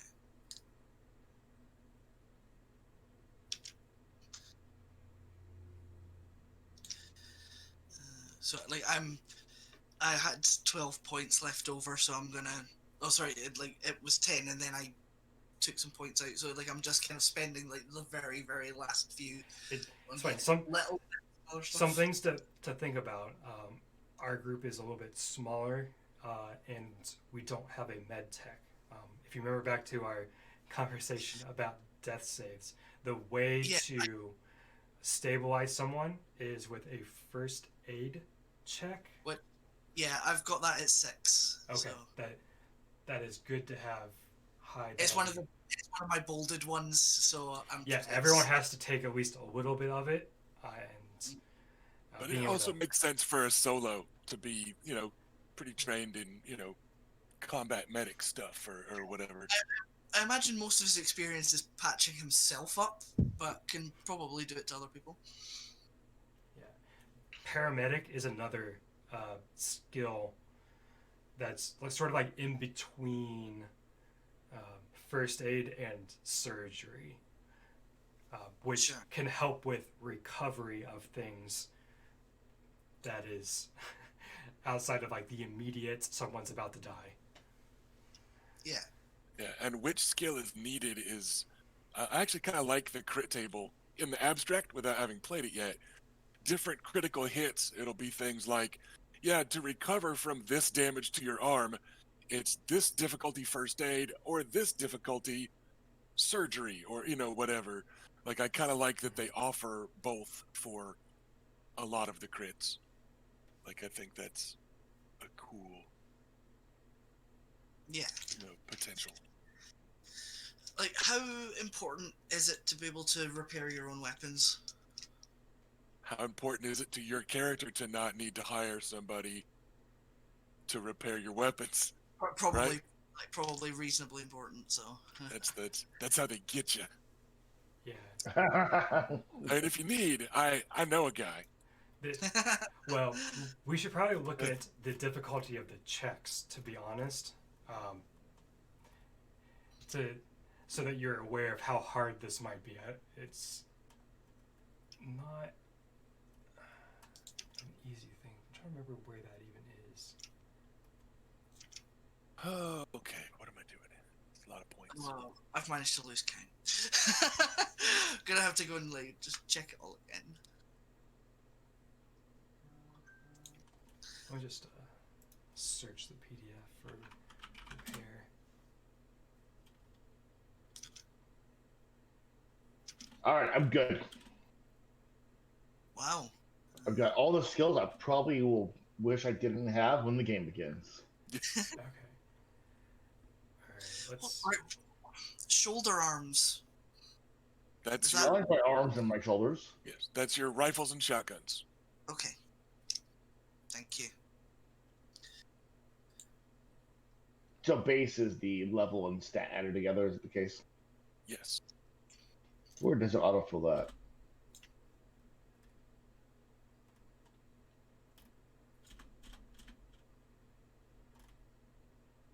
All right.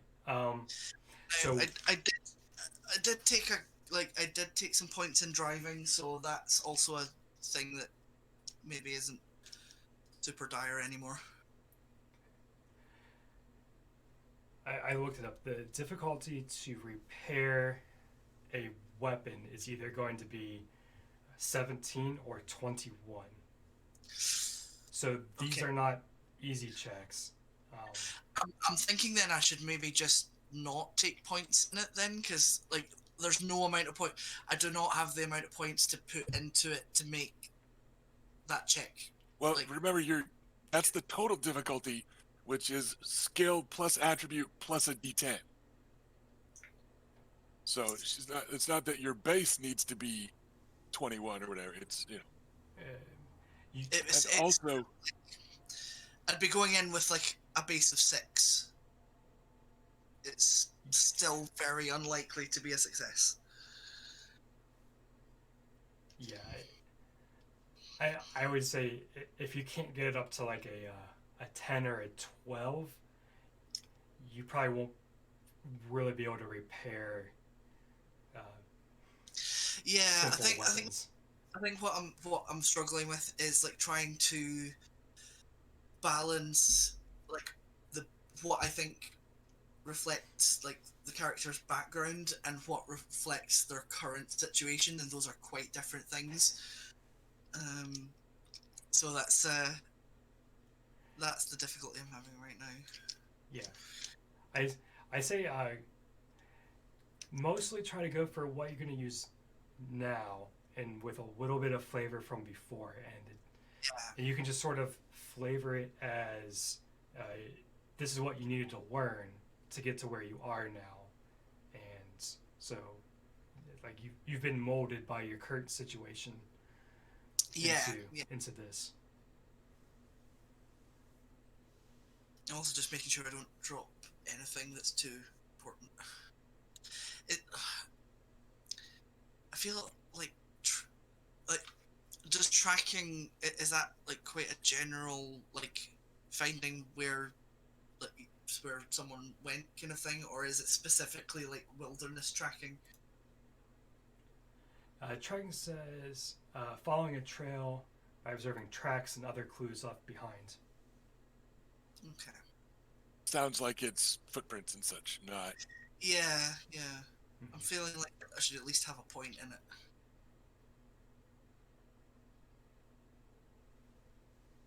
Which remember, there's a minimum of 2 on all of the mandatories. Yeah. It's not There's mandatory. well, right, I know, but I'm saying, but there isn't that limit on other skills. Yeah. Right. Yeah. So I'm also curious about kind of what differs between endurance and resist torture / drugs. I mean, I know that like the second one is more specific. Yes. So. But does endurance cover essentially the same stuff? Not quite. Endurance. Yeah. Endurance is going to cover environmental effect, conditions, and hardship. So this will be like if you're out in the desert and you haven't had water in a day, the endurance will help you to not have penalties from being dehydrated. Yeah. Okay. Endurance also helps you from getting rest in conditions that may not be very good for rest. On the other hand, the resist torture and drugs, there are a surprisingly large number of effects that you'll want to be able to resist. So Sure. many weapons can fire bullets that instead of like doing like bullet damage are instead like capsules that contain pepper spray or other nasty effects, and the resist torture drugs will allow you to resist those effects. Yeah. As well as like if you want to take recreational drugs to give enhancements during combat, you can take them, and if you don't want to be addicted, you'll want to be able to roll well on a resist torture drugs test. Yeah. Okay.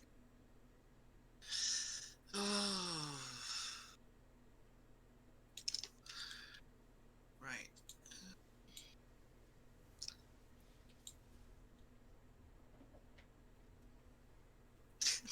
I love that there's that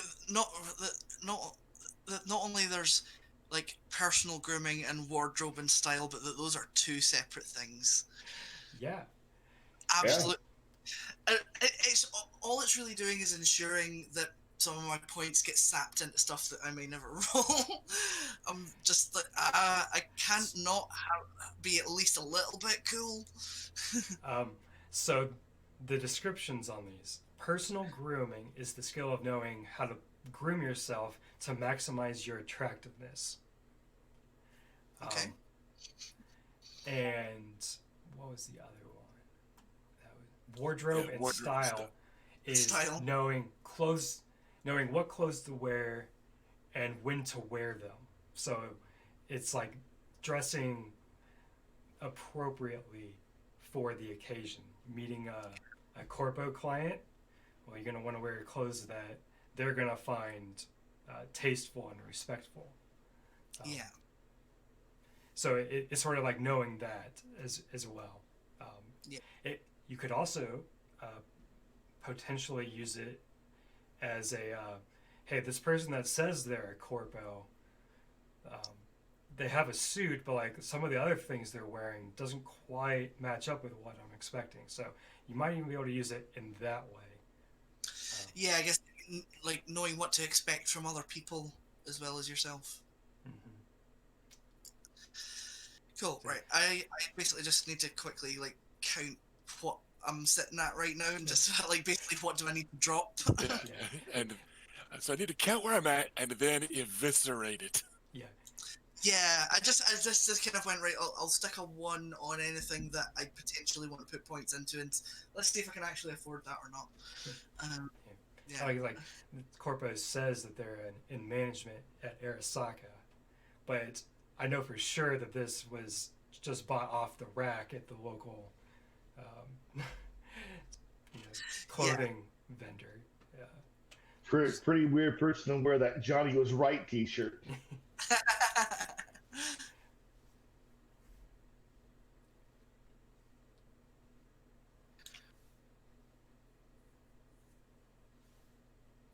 Can I quickly ask about the like? We kind of got a bit. There was a lot of stuff about language earlier. Mm-hmm. So I'm taking it like. Were we treating street slang as basically like English with slang terms, or or for us all to be speaking English, do I also need to take English as well? I put ranks in English. So I did.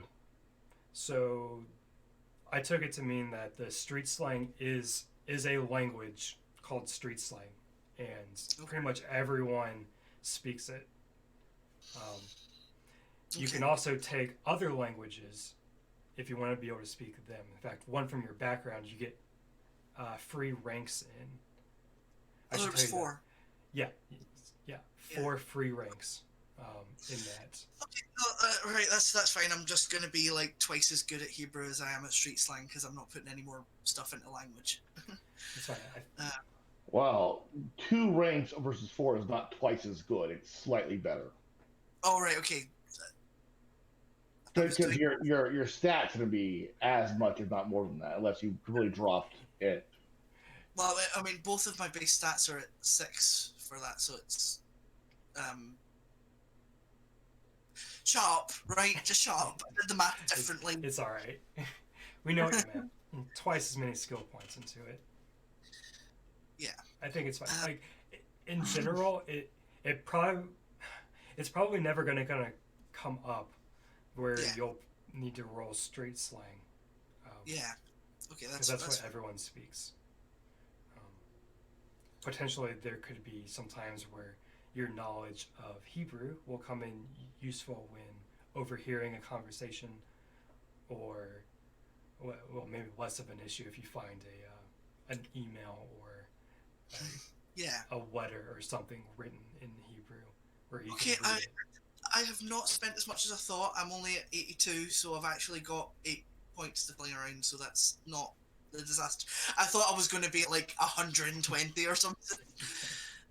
That's not too bad, actually.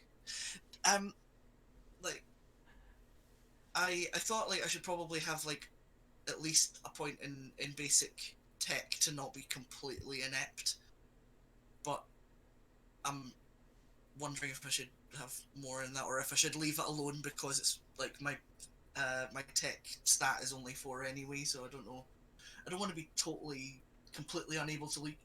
I think the idea of being completely inept with technology seems kind of like incongruous to the setting. Yeah, I don't think it means that you're inept at it. Pretty much anything that's like day to day use, you have a competency in just in general. And this, Okay, I guess like not like yeah, I guess the difference between being like your average computer user and being like an actual hacker or something. right? Same thing with driving, right? Everyone can drive. You don't need I mean, the skill to actually get in a vehicle and yeah. steer. There's no penalty for not having a skill for most of these. Like there might be some that you can't roll, like maybe I don't know, surgery or something. But for most of these, if you don't have a skill, it just means you roll a d10 and add it to your attribute. So you're not penalized further for a lack of training, at least not that I've found on my read-throughs of it. I have yet to find that, Sure. which is always kind of nice. I think what I'll try and do is streamline a bit then and put like rather than trying to go really broad, maybe like try and focus up a bit more. Like I don't need to know how to pick locks because my guy probably breaks them rather than picks them. That kind of thing. Like much more likely to use just brute strength for a thing. I definitely think I should put more into persuasion and get a bit better at that. I would like to be at least somewhat charming. Right, but I'll be right back.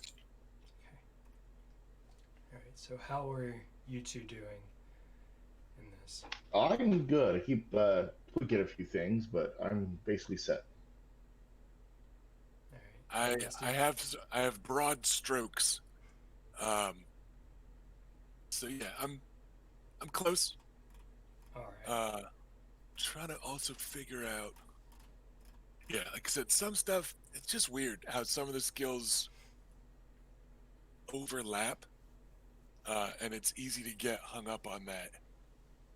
At least for me, looking at what they describe as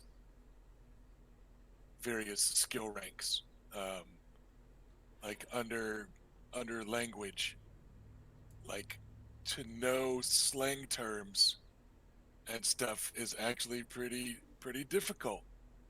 Like, and I'm like, but These would have to be most of what I learn is uncommon. slang terms, yeah. And it's just like, so you're saying that my guy with a very high intelligence, probably needs a 5 or a 6 in a language to be good at it, and then it's and then again, some of it is just the difference. Like, sorry, very loud car outside. Like, where does local expert cut off and streetwise begin? So And it's just some of that is always like, and also local expert is like not a large area, and if I'm gonna be the guy that knows a lot about Night City, like a fixer, like I feel like I should have more than one local expert. Hey, And you know all about every one of the cargo containers. So the way I was kind of thinking about it is that in your local area, if you have, I mean, you obviously have the local area knowledge, and if you have streetwise as well, you could roll either one. But probably the threshold would be lower for the local knowledge, and that way, streetwise can do similar things, but it's also useful outside of your local area as well, even though the thresholds might be a little bit higher for that particular one. Yeah, so a lot of it just comes down to situation, and it's tough to predict that. Yeah. Erika, how much longer do you want to get today? I only ask because I'm getting very sleepy. Okay, we can.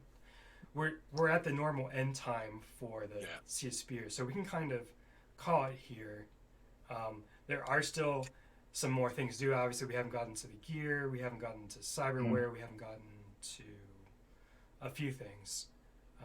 But that's okay. We can still talk about this in Discord, the rest of the steps. So I'm definitely free if people want to be on a call.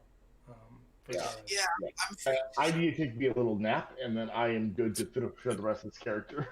Okay. All right. So let me just let's end the stream, and then we'll do a quick wrap up amongst ourselves and come up with some plans. Okay. Sure. All right. So everyone, thank you so much for coming out today. I know it wasn't the Sea of Spears like we had planned to do. We did get some really cool things in the beginning of the stream with the birthday video that Rusty and Felicia arranged for me for my character Bela for our Game of Thrones game. Thank you everyone who hung out with us during character creation, and our new viewer who hung out with us. Squandered resources. Congrats on your HRT and everything going on for you. Super happy about that. Right now we don't have plans to stream this. I'm a little bit we'll see. Right now we don't have plans to stream it, but we'll see how it goes. Maybe we can come up with something to stream something. I don't know. No promises, but I hope everyone has a great night. And if they want to harass you about that, the Discord channel is available. Yeah, you can join our Discord down below. We talk about this game, Cyberpunk stuff, other video games, and other role-playing games as well.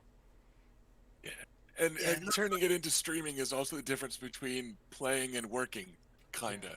So yeah, I totally get it. Yeah, not like for our new person, normally every other Sunday we're doing a Sea of Spears, which are Song of Ice and Fire setting role-playing game. So, but we had a crucial player not feeling well, so that's why we were doing this instead. Yeah. Also, if you're interested, this is Rusty's channel, and 3 days a week he streams other video games. Just finished up the Shadowrun Hong Kong video game. Yeah, so we're going to be taking over Battletech, working our way through the harebrained library, because we played Shadowrun Dragonfall, we played Shadowrun Hong Kong.